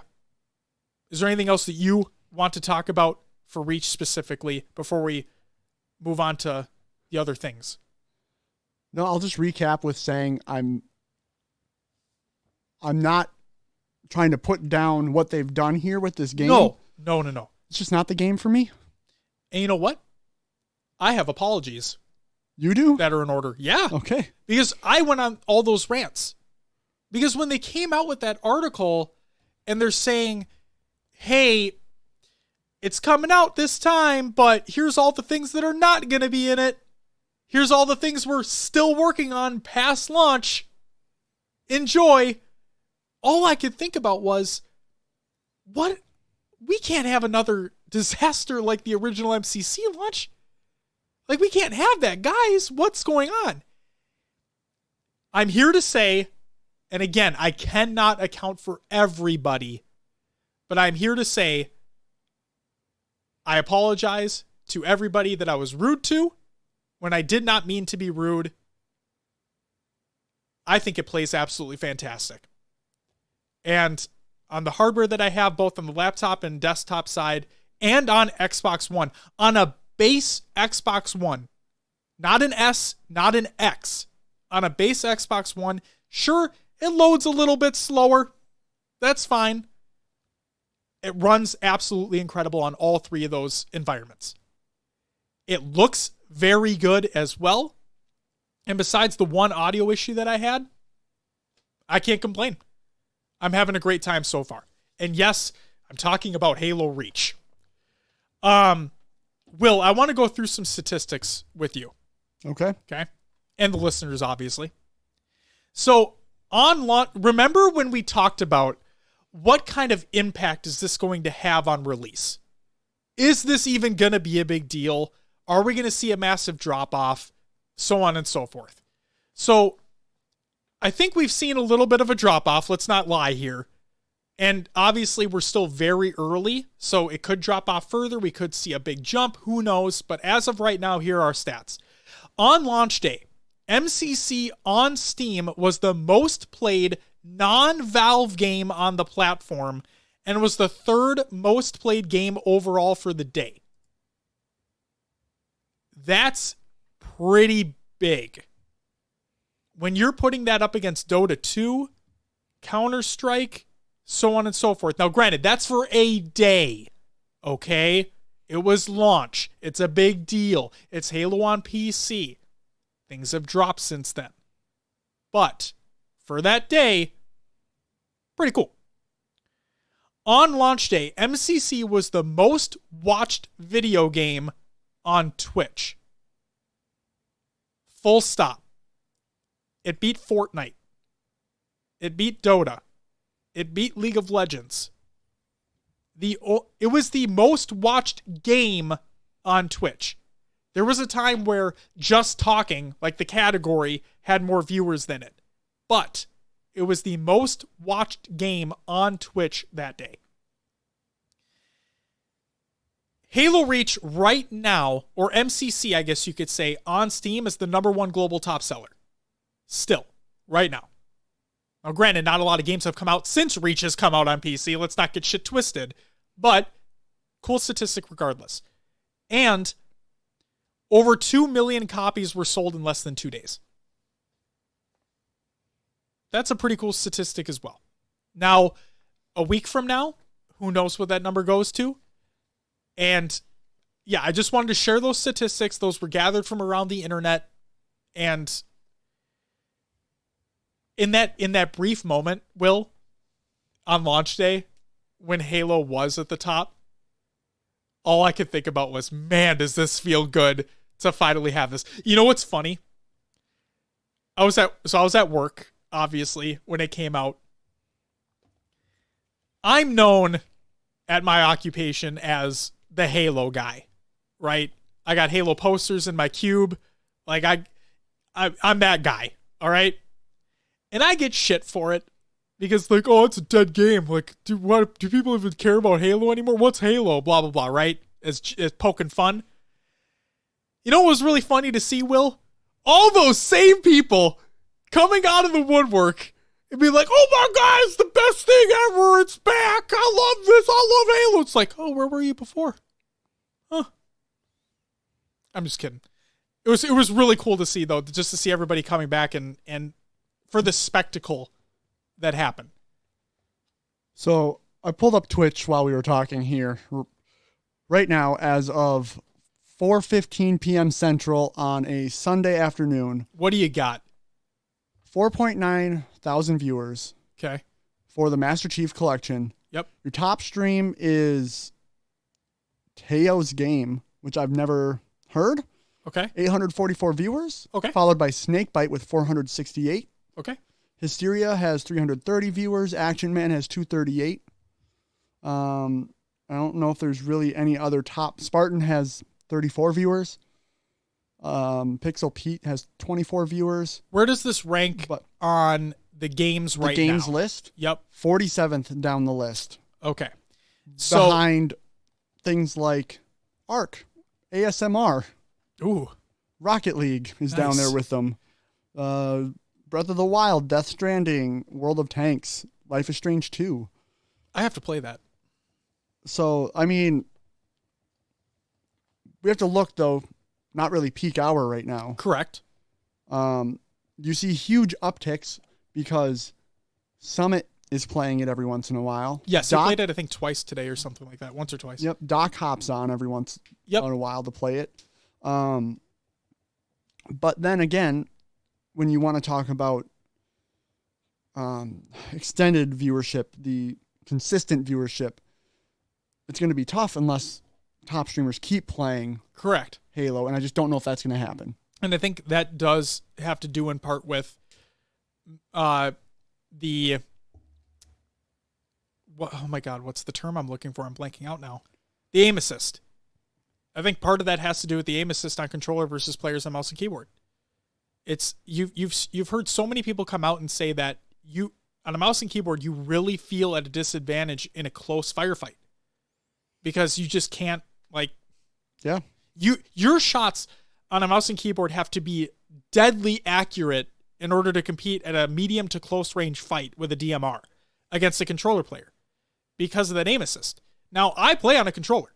Like, I haven't touched mouse and keyboard yet with Reach. And for me, obviously, I think it feels really good because, I'm finally able to play this once previously capped at 30 FPS game at uncapped frame rates. And yes, while I still play with the controller, it just feels good, right? Because it's at a higher refresh rate. No, I feel bad for those keyboard and mouse players that if your shots are not 100% on point, then you're just going to lose. So, yeah, I think they need to give mouse a little bit of assist, just a little bit. Sure. And just turn it down a little bit on controller, and they should be fine. Yep. So here's hoping that they figure all that stuff out. The last piece that I want to talk about here for me is an issue that I had on PC that's not really an issue, but I did want to bring it up just in case for people who may be experiencing the same thing. So on PC, all of my achievements from Xbox have not transferred over to Steam. Now, they are two completely separate platforms, obviously, but this is something that's supposed to exist at launch. Per Halo Waypoint, and I have the quote right here. Achievements are shared across Xbox and Windows Store. Signing into the Steam title will automatically grant you Steam achievements matching your Xbox Live profile's progress. That's supposed to be at launch. As of today, December 8th, I'm still waiting for everything to transfer over. Now, new achievements that are unlocked and are unlocking immediately and are showing on both Xbox and PC. So, Reach achievements that I'm getting, or MCC achievements in general, as soon as I get them, they unlock on both places right away. No problem there whatsoever. I've heard reports of issues where achievements just aren't popping for people regardless. I'm not experiencing that. Again, not a huge deal, but just in case people are experiencing, that's what I'm dealing with. When I first launched it on Steam, 75 achievements immediately came right over. Like, they just popped right away, like they should. Just not all of them. And I have over 500 right now. So there's that. I'm just waiting for that. As soon as it happens, I'll give an update, but that's really the only quote-unquote issue that I've had besides that audio thing that happened once.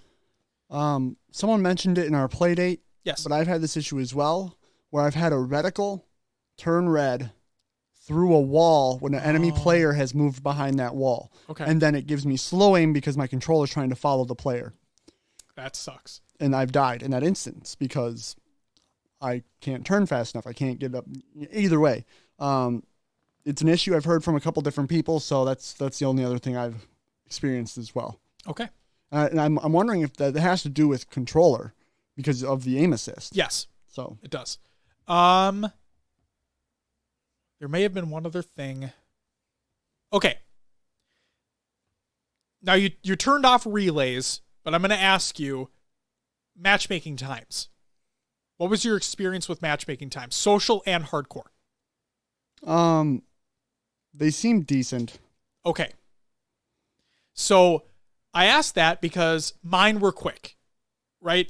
I was timing Summit when it launched, and it was 15 seconds and he was in a game. Mine maybe took a little bit longer than that, but I didn't experience anything upwards of 30 seconds for a match to find one. Okay? The reason why I asked that for you and for me to talk about it is because obviously I've seen a lot of reports online about how the hell are you getting matches so quickly? I'm not able to find a match at all. Right? It's been this all day. I'm not able to find a match at all. So I'm going to say this here for anybody that have not looked on Twitter. It's all over Twitter, but if you have not seen it here, I just want to bring this up. there's an option in your network settings in MCC on PC to turn off relays. If you have relays turned on, turn them off. It makes your stuff a little bit less secure, forewarning, but you should be able to find matches very quickly instead of waiting, from what I've heard, upwards of 2 hours to find a game. So hopefully that helps out people if you did not know about that yet. And hopefully they fix that, I'm going to call an issue, of having relays on, because I'm all about having more security. Like, you should definitely not have to worry about stuff like that. So hopefully they fix that. Will, anything else before we move on? No, that's it. All right, it's time for some regular news. Mod support is still coming to MCC on PC. This is by 343_Farn over on Reddit. So, a user by the name of Dubith the Lastest asked, "Hey gang, quick question. Might interest some of you. So, do we think mod support will come in? Anyone remember the days of stealth bombers who could walk inside, used to drop nukes in huge maps with massive waves of AI? Imagine the possibilities in 2019 and 2020. Anyone get any confirmations it's happening?" So, Formulated 2-3 on Reddit replied with, "It was actually confirmed a while back that they're working with the El Dorito team on mod support, but it won't be shipping with launch. People are still doing mods in a less official way anyway, though. You can find plenty of videos of that in action, actually." And then finally, 343_Farn replied with, "Hi, we're still working to improve this down the road, but for now you will have an option when you launch to bypass anti-cheat. This will allow you to play around with campaign and customs, but not allow you to play any match-made games. I highly suggest making a copy and backup of anything you modify so you'll be able to switch back and forth easily." So I wanted to include this because it's true. When you launch MCC on PC, you have an option right away to pick playing with anti-cheat, which allows you to access matchmaking, or without anti-cheat, which does not allow you to access matchmaking. So you can activate all the mods that are currently out there, and you can dick around with them. So there's that. And then, like they said, actual full-on mod support will be coming later on. And the final news story of the week. Phil Spencer has the goods. This is by Phil Spencer on Twitter, and I quote, "And it started. This week I brought my Project Scarlet console home, and it's become my primary console. Playing my games, connecting to the community, and yes, using my Elite Series 2 controller. Having a blast. Great work by the team. 2020 is going to be an incredible year." Hey, Phil. Get at us. I'm just kidding. I just thought that was cool because we really don't hear a lot about that going on. You know, you hear about like developers and publishers having dev kits, but the fact that, yes, he is the head of Xbox, don't get me wrong here, but the fact that he came out and said, "I got one, it's at home, it works, playing games on it, is going to be fucking sweet." Do you think at this point it's more nailing down like the UI and how that all handles? And you think they have the box pretty, like, this is what it's going to be? I don't know. That's a great question. I really don't know the cycle behind all that, because the only time we see it is when they have the reveal event, right? And that's usually, I'd say, 5-6 months before launch. So E3. Yeah. We're probably going to get some big news. Oh yeah, on both the PS5 and Project Scarlet. Absolutely. And they very well, because they did this with the Xbox One and the PS4. They had separate reveal events. They weren't at E3. Like, they had separate press conferences where they came out, they showed the consoles, it was all that. So who knows? Will, that does it for the news. It's time for Will's Adventures within the Lovers and other games too. Well, what'd you play this week? All right. I downloaded PUBG again yesterday. Really? Yeah. You and Joey? I was playing MCC with Joey. I got burnt out on Halo. So you played PUBG. We moved over to PUBG. God damn. How's that game holding up? You know, it was better than I expected. I see the competitive scene is still going pretty strong in that too. Yes, it is. Yeah. See Sims tweeting about it all the time. But yeah, we were messing around. They have like they have custom games now. So we jumped into a custom game and just it was kind kind of a yeah, it was fine. Do they have like a custom games browser where you can find other people's hosted games? Yep. That's awesome. So that was, we jumped into one of those basically to warm up and to get used to the game again. We never made it to like top 10 or anything, but I had a couple good kills where like, so we landed at a spot, killed a team that was there, and on Miramar, the desert map, they have Hacienda, which is like it's a house. It's a like luxury house. Okay. And now in the garage, the only place you can get this vehicle is at Hacienda is a gold like convertible, right? So we got that car. And that sounds dope. We're rolling around. I'm shooting my shotgun in the air, just like, woo! Jesus Christ, okay. We're just messing around in the game. Yeah. We've pulled up to another town. It's empty. And I found out they added they added vending machines to this map as well. So you go up to the vending machine, you press F or your action key, and it pops out a booster for you. So you either get a painkiller or energy drink. And it's like a lottery. It's like a not a lottery, but a slot machine where there's one instance where if you press it, you can get 8 of one of the items. So you can pull out 8 energy drinks or 8 painkillers. That sounds dope. We got lucky enough that the building we were holding down had 2 of these vending machines. So we literally sat it and they refreshed. So you pressed the button, took your booster, waited a little bit, camped around, looked around the windows, pressed it again, grabbed your booster. Okay. So we get all ready to go. We're geared up, and we get back to the gold Murado. Joey hops in and gets sniped in the fucking head because they were sitting there watching our vehicle up on a hill. Sure. They wanted that vehicle. So they start throwing, like I threw a couple smokes down to try to revive Joey. Yep. But they rushed us. Okay. And I heard the door open behind me, and I whipped, and I just mowed the guy down. And then the other guy threw in flashbangs, and I couldn't see anything. I was just stunned, so he got me. Sure. But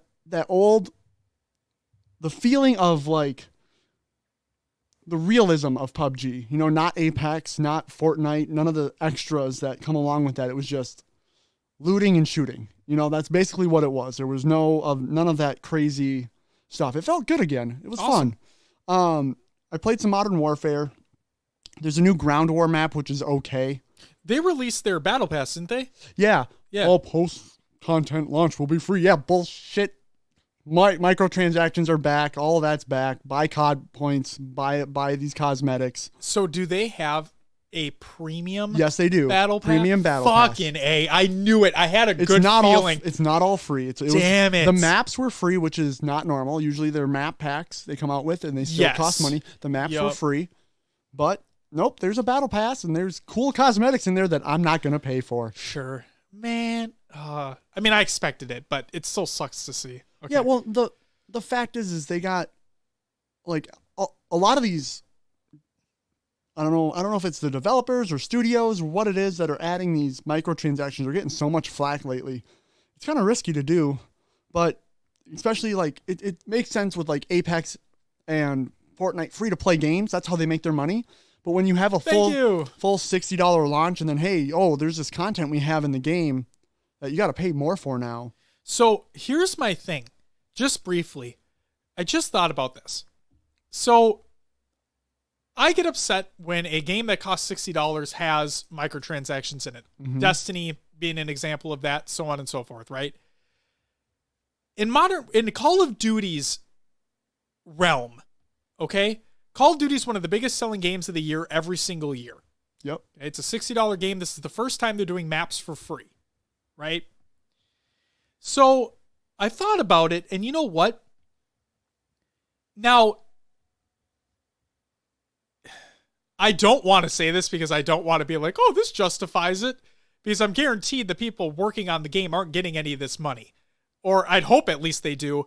But think about how many people work on Call of Duty every year. Like how many different studios work on Call of Duty? There's a lot. Like there's thousands of people that work on Call of Duty every year. It's a big thing, right? So I understand that in order to pay those people, you need to be making money, right? Call of Duty in and of itself as a release makes a lot of money, but maybe in order to keep that massive amount of people on the bankroll, they need to have these microtransactions in place. Now, I bet that's not the case. maybe it very well could just be to fill Bobby Kodak's fucking pockets. Like, I understand. I just hope that's not the case. I hope it's that, in order to keep all these people on, keep them employed, working on a game that hopefully they love to make, then this is something that we have to have in here. Who knows, right? I doubt that's what it is, but regardless, go ahead. I'm sorry. No, that I really didn't do much. Just played a couple games here and there, past time. Sure.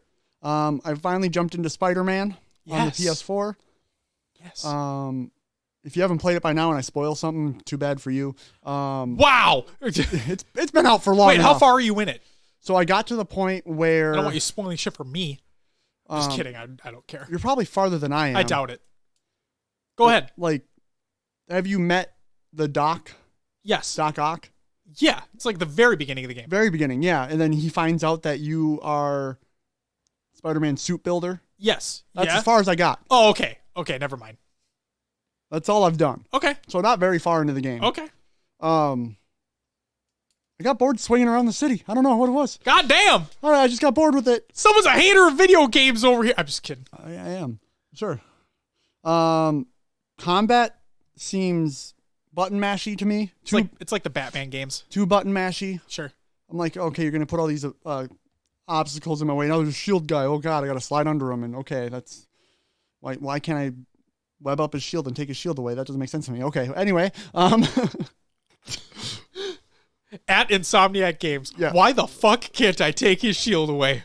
I got to be a freaking, like, WWE wrestler and slide underneath his legs. Yeah, that was their plan right there. I love it. I don't know. There is, I unlocked the skill tree, which was kind of cool. Yep. And you can get the upgrades from Doc Ock, which is kind of cool. I'm not sure where the story's going to go. Sure. I don't know either. I haven't beaten it. You take down the mob boss dude right away. That's like the intro to the game. Forget the name of the villain. Kingpin, yes. Yeah. And then you find out you're working with Doc Ock on this robotic arm thing, like robotic limb replacement. Yep. It's all about all I've done. I found you can go find your backpacks, and you can get those little beacon thingies. Yep. I got all those. Oh, maybe we'll see. I think it's more than I wanted to do with Spider-Man. Sure. I think that's why why I'm like, fuck, I don't want to sit through all this. See, luckily there aren't as many collectibles as there would be in like an Assassin's Creed game. So I knocked them out right away. And that way I can just focus on the story. Yeah. We'll see what I do. I don't know. I don't blame you if you don't get them all. So, I mean, it is what it is. But then again, yeah, well, it gives you XP for upgrades. It does. And skill points. And you want those upgrades. Skill points. You want to be able to be the best Spider-Man you can be. You want to be the amazing Spider-Man, not just neighborhood-friendly Spider-Man. Yeah, not this Peter Parker bullshit. Anyway, and then, of course, Halo 5, Halo Reach, like we talked about previously. Josh, you want to add what you played? I played Halo Reach. No way. Yeah. Okay. Yep. It's a video game. It's It released 9 years ago, but also last week. Crazy, isn't it? It's like time travel. Weird. No, I played MCC Reach. It was good. It's good. We talked about it earlier. If you haven't listened to that, go back to that segment. I thought it was funny when we switched over to playing our community playdate on the Xbox One. We included Halo 1 in Big Team Battle, but we never got it. Nope, because everybody's playing Reach. Everybody's on Reach right now. Yep. And it's also it's probably more heavily weighted as well in the hoppers. So, you know what? I'm not going to complain about that. I was actually pretty happy that we didn't have to deal with that. All right, sweet. Will, it's time for some shoutouts. So, last week we talked about Nated hitting a milestone of 7,000 subs on Twitch. Well, at the time we were recording that episode, he had hit 8,000.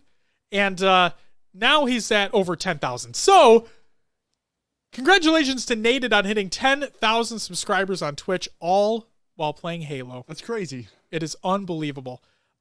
He put out a tweet as well. Here it is, and I quote, "We ended up hitting over 10K subs on Twitch.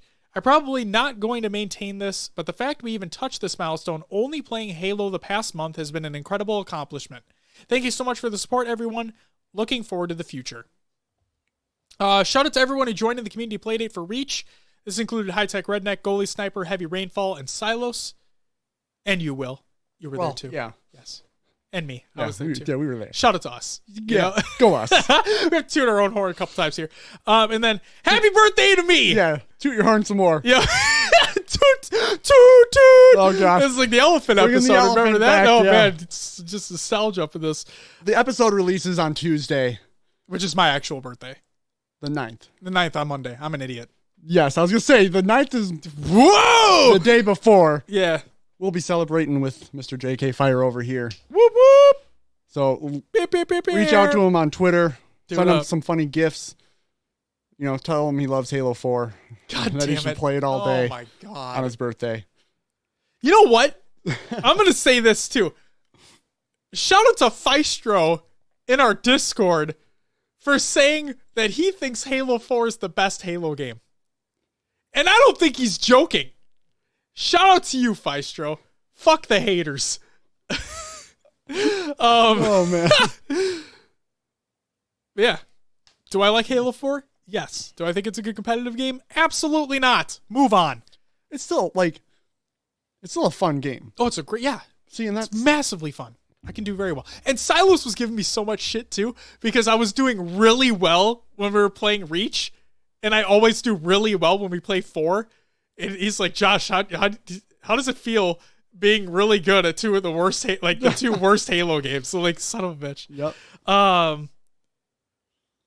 Also, Some breaking news. kinda. So this was posted in our Discord. I think Night Fox posted in there, but I think it was him. Either way, Clayster on Twitter states, playing Reach has been such a breath of fresh air.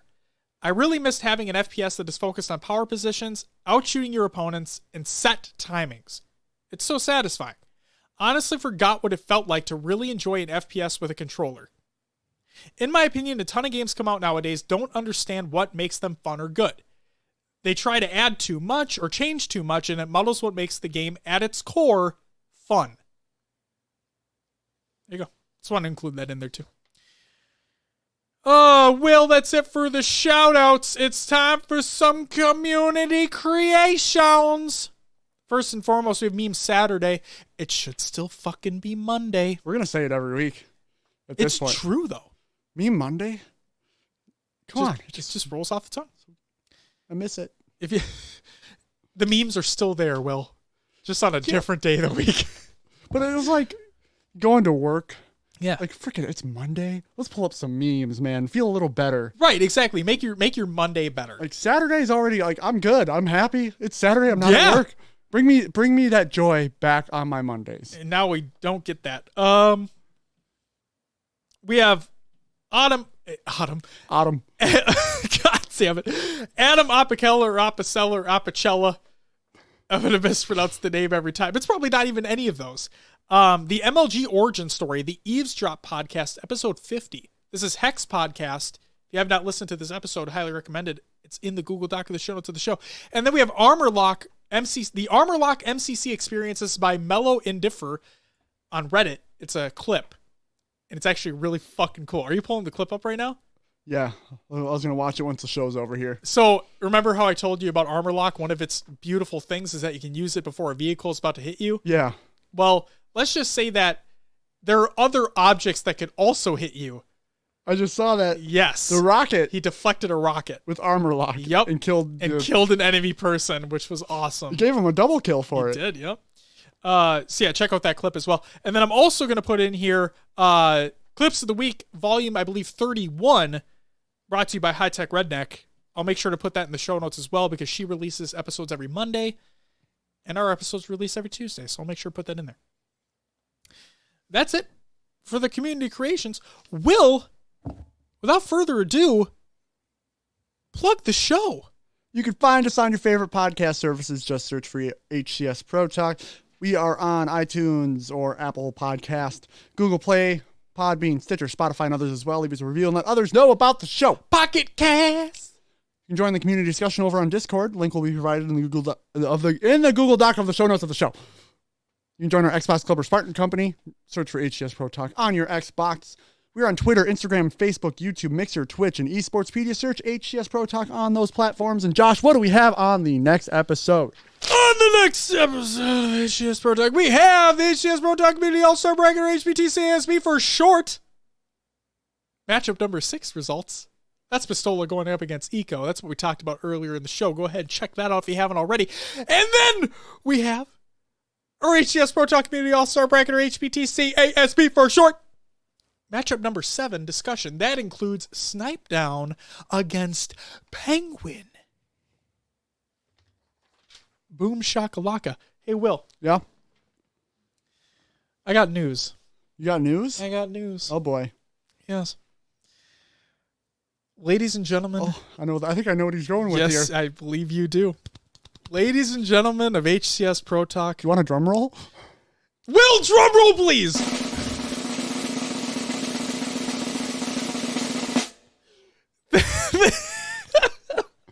Thank you so much for that. God damn, I didn't even think about that. We have officially accepted an offer on our house. So, if everything goes according to plan, we will close December 30th on both things. So, they will close on purchasing our house, and we'll close on purchasing the house that we want on December 30th. Which means that while the video show won't be coming by the end of 2019, our video show will be coming early 2020. It is in the works. It is in the works. Studio preparation will begin. It's already begun, dude. We've been sending each other like stuff for what we're going to get for it. It's already begun. Hey, well, they don't need to know. We just need to magically have it appear and be like, inspired. I can't wait, man. It's going to be so exciting. But yeah, so I'm excited once we get the space to get in there, set it up, get everything dialed in, figure out what exactly we want to do. Yes. It's going to be a good time. It's going to be a great time. I'm going to be spending too much time at your house. It's okay. There's a dedicated room for it now. The fiance's going to be mad. I'm going to be gone. Like, where are you going? Well, I'm going to go over to the studio and just try some settings out to see what we can do to make it better. It's okay. She can come over too and hang out with the baby and stuff. There we go. Yeah. It'll be great. So we're going to end our Star Wars next week, our Star Wars marathon next week. But now I'm just going to be over to do video show stuff. Exactly. Well, we can always... I remember I wanted to do The Lord of the Rings. Oh, gosh. After Star Wars. Yep. Extended versions. No, I'm out. Extended. Don't get me wrong. I love Lord of the Rings. I don't, though. That's the thing. I don't like them. I think they're boring as fuck. And you know what the worst part is? Everybody says to skip them, but I haven't seen the Hobbit movies either. And there's extended versions of those, too. But I've heard everyone said to skip them. Like, there's no need to watch those. The thing about The Lord of the Rings is you have Frodo, like, it's all one big story, right? But you have, like, the journey that Frodo and Sam go on. Yep. And then you have kind of, like, the politics side of it, the wars, the whatever. So it follows both, and you get glimpses of action, but most of it's a lot of talking, a lot of deliberating, a lot of walking, a lot of walking. Yep. Up until like the last movie, like Return of the King is great. Yeah. It is. It's they kick it off right away, which is great. So I don't know, but the directing is great. The visuals are very well done. But yeah, not as much. I can see why one would not like it. Yeah. And maybe, like, the reason why I want to watch it again now is because maybe I'll have a little bit more of appreciation towards it. But it's like when we were watching Force Awakens yesterday. To me, there's a reason why I just like these new ones more. I feel like to me, they just look better. And as I was telling Will, I didn't grow up with Star Wars, and my family didn't watch Star Wars when I was a kid. So it didn't really like go with me as I was growing up, right? So I didn't really care for, like, I never watched the first 3, so 4, 5, and 6 now. And then when the prequels came out, I never cared. Yeah. So when The Force Awakens gets announced, right? I'm like, oh my God, this is like a new Star Wars generation for me and for a new fan base that's going to come in. That's what it was to me.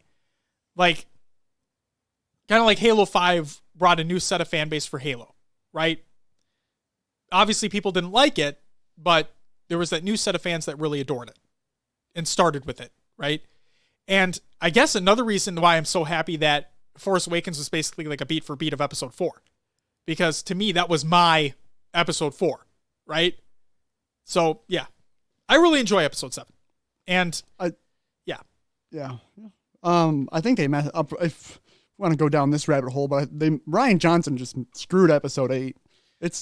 Looking back at it now, sure. I'm actually going through and watching. So plug to this guy, Star Wars Theory on YouTube. Okay. A lot of great videos. He did a Darth Vader fan film. He's doing a series right now called What If I Wrote The Last Jedi, and the changes he made to it. And it's I'm much more interested in his version of The Last Jedi than what was actually on the screen. Like, this guy is so good with his Star Wars facts. This is where I'm getting a lot of my information. Go check him out on YouTube. There you go. If you're into Star Wars. And then we're watching Last Jedi next week, right? And then the week after we have the big episode 9. I'm nervous to watch it with you now, because I have a feeling you're just going to look back and you're going to be like, oh, they could have done this. They could have done this. But I'm also excited because I'm excited to hear your rendition, because for those who don't know, when we watch these together, we're all on the same couch. We're watching, obviously. And I ask Will a lot of questions while the movies are going on, because he knows a lot more about this than I do. And so when I start thinking about little intricacies and whatnot, I look to Will and I'm like, hey, has this ever been talked about? Oh, I just noticed this. What's up with this? And then, yeah, you'll provide that extra context, which I like. So, thank you for doing that. Yeah, so I'm excited to see what you have to say about The Last Jedi, knowing all of this other information now at this point. I will say, since The Last Jedi, it's the most recent one. Yep. And I didn't really like it that much. I haven't really dove deep into that one. Well, maybe it'll be good for both of us to rewatch it. Yeah. No, it'll be good. And I do, yeah, we'll make it through. But here's my thing with episode 9 coming out. Yes. So 7 and 8, and Rian Johnson took episode 8 in a different direction than J.J. Abrams initially wanted. You're watching all these trailers and TV spots for episode 9. Yep. I'm starting to think it's going to have the Game of Thrones ending effect. Oh, no. They're throwing too much in a 2-hour and 20-minute movie that it's all going to seem rushed. That would suck. And I feel like a lot of people aren't going to be happy with what they're doing. Right. See, for me, I'm an outlier in this scenario where I'm going to enjoy it no matter what, because I like the shooty, the bang bangs, the zoom zoom. I like that, right? So I'm going to like it no matter what, just like I like every Fast and Furious movie no matter what. So I'm an outlier in that scenario, but if they do that, like, I remember how many people were mad at Game of Thrones. Like, I was not too happy about Game of Thrones the way they ended that too. So yeah. Another thing that we're going too close to 2 hours here on this, but I guess we're turning into a Star Wars podcast. Welcome to Star Wars Pro Talk. Yeah. What they did with episodes 7 and 8, they really, in my eyes, screwed up Luke's story. In the original series, he was very optimistic, a very excited person.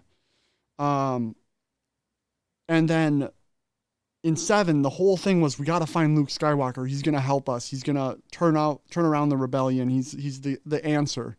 And then in episode 8, he's a fucking hermit on this island, has cut himself off from the Force. One, that was never his character's MO, right? If you look at 4, 5, and 6, very optimistic, always wants to do the right thing, wants to help out in any way he can. He hates sand, we know that. And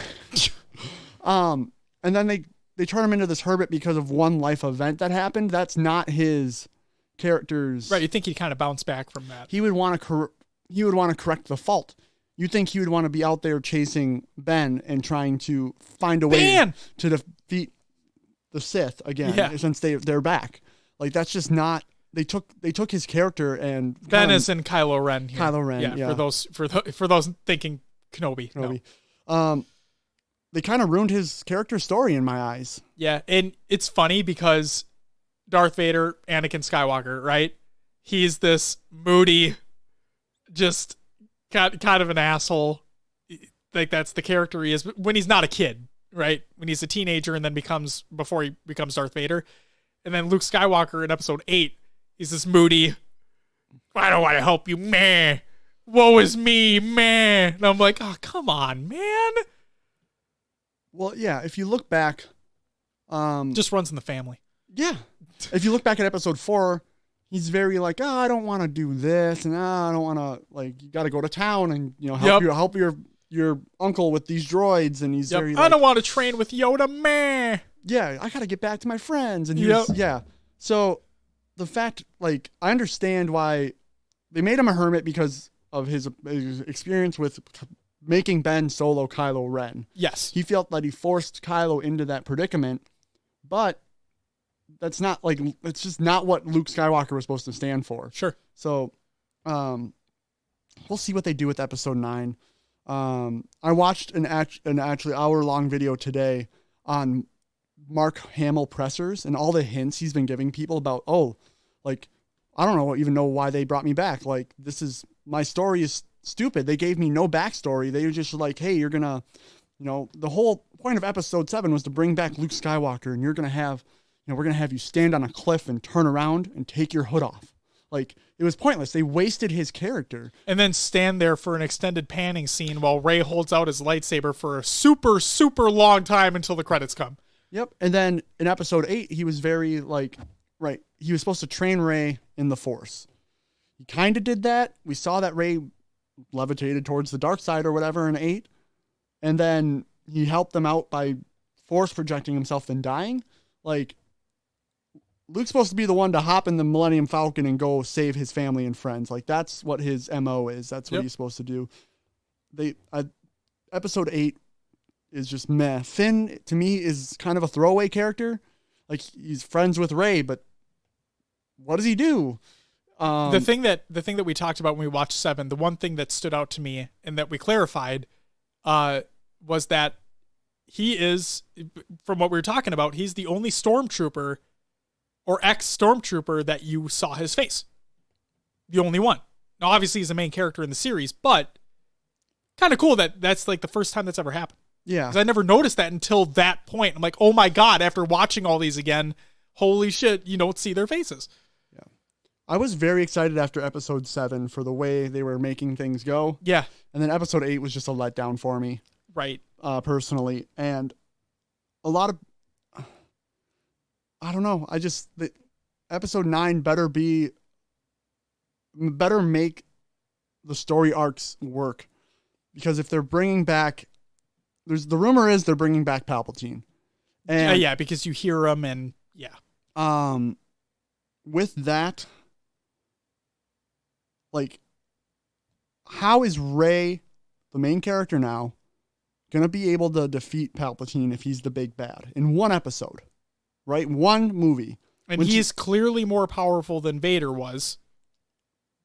Like, and then you have Kylo Ren too. Little moody bitch too. Little moody guy. My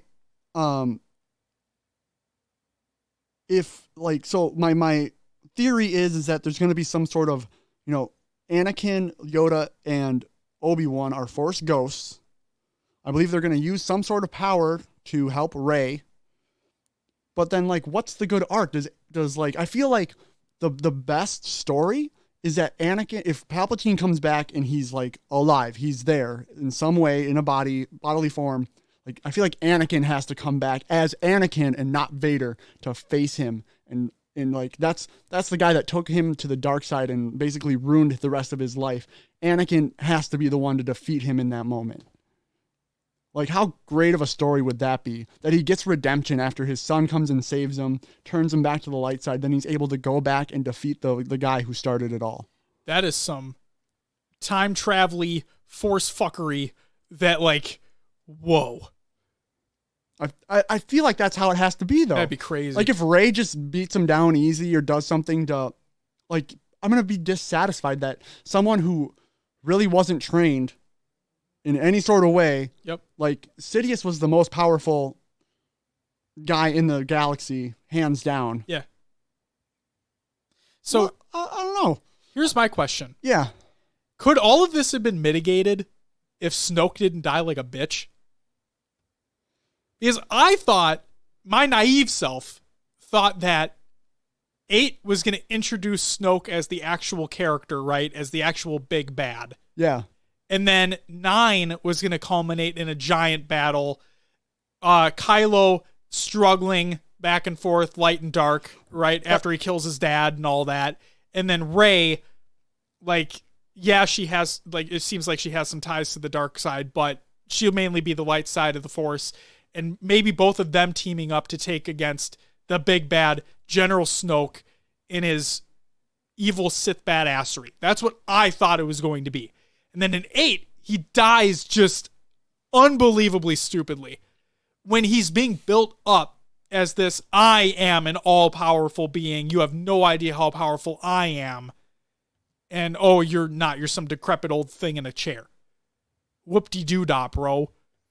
That surprised me, man. Yeah, I mean, they showed his power a little bit in 8 in that room, but yeah, the way, like...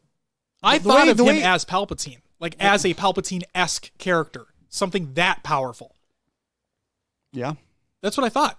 Because when you were talking about how, as I asked, how does Palpatine go from looking like a normal old dude to being like, oh, he looks way messed up, right? And you said it's by... Well, it could have been a couple things. The use of the dark side of the Force does do damage to your body. Okay. It can make you look decrepit like that. Right. Or, so, like, some Sith who go into hiding are able to use the Force to mask themselves. Okay. So that could have been it. So either way, you look at Snoke, and he looks like that. Oh, yeah. Like, he looks very messed up, very, like... He looks like Palpatine does when Palpatine is an all-powerful being, more powerful than Darth Vader. That's why I thought that Snoke was going to be that character. And when it turns out Snoke wasn't, I'm like, well, what happens then? Because Kylo's like, who cares, man? You're not, right. Come on. So, yeah, with Snoke, he has that big scar across his face. Yeah. Half of his jaw is kind of weird. Right. I think a big nod that people didn't pick up on as much as the ring he wore was actually, I believe, Sidious's master, Darth Plagueis's. I did hear about that. So, is that... So is he Plagueis's apprentice? Or was he Sidious's Because right. Sidious took, like, if in episode 3, the statues in his office before he went all power on him, were from Plagueis. They were from his, whatever you want to call it. Okay. So it could have been something that Sidious had that now Snoke had. So for me, it was like, okay, Snoke was Sidious's apprentice. Vader wasn't his only one. And we always thought that Sidious was dead. Like, or something had happened to him as to him not being around anymore. Right. So, and we know Vader's dead, so that's besides the point. So I really don't, it all depends on how they do this in episode 9. Like, does Palpatine come back as just like a Force ghost to talk to Kylo? Sure. To unleash the full darkness? Right. Does, like, and then so another whole side of this is you have the Knights of Ren. Yep. Who are they? How are they going to fall into the... Are they just Kylo's army? Is that... They're basically... Or are they Kylo's apprentices? I don't know how they're going to portray them in the movie. Okay. So what are they in the lore? I think they're basically... So, like, when Kylo leaves Luke's training, but when he's Ben, he takes some of the members with him. Okay. I believe they're Force-sensitive individuals that are meant to help him out. Now, the funny thing is the Knights of Ren isn't calling to Kylo Ren. Ren is actually a different group of something or other. Oh, because I honest to God thought it was like Kylo's group. Yeah, no, there's I don't even know the full thing. I haven't looked into it, but there's another Ren thing out there. Sure. So God, that's I don't weird. even know what they are. I hope they explain it. Yeah, See, I want them to explain it. I feel like 7 into 8, we didn't get a lot of the answers we wanted from 7. No. 8 into 9, I don't know if we're going to get a lot of the answers we wanted from all of it. And we need them. And that's it. That's the last. Right. So It's the last mainline one that we know of for a while. So. And I feel like the way it's going is basically it's like the head of good versus evil, right? Yeah. And there are things in the lore that are called gray Jedis. They operate kind of in the middle on both sides of the Force. Okay. If you get rid of the extremes, like the Jedi and the Sith, you're left with a balance. I feel like that's where we're headed. It's a culmination of all the good guys: Anakin, Ben Kenobi, Yoda, Qui-Gon. maybe Qui-Gon's there. No, I doubt it. He wasn't a Force ghost that we saw. Sorry. Womp womp. Luke. I don't know. We don't know where Luke's going to show up. Is he a Force ghost now? Is he just gone? Like, what happened to Luke? He literally vanished from that point. Did Han Solo have a connection to the Force, or was it just Leia? I think it was just Leia. Okay. But we don't know. I don't know. So is Leia it going to be?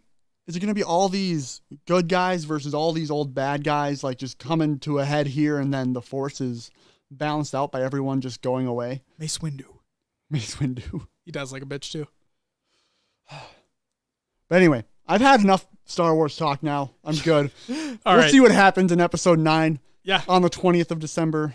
And stay tuned next week where we'll probably talk about The Last Jedi. I'm excited. I am excited for the new movie though. Although Me too.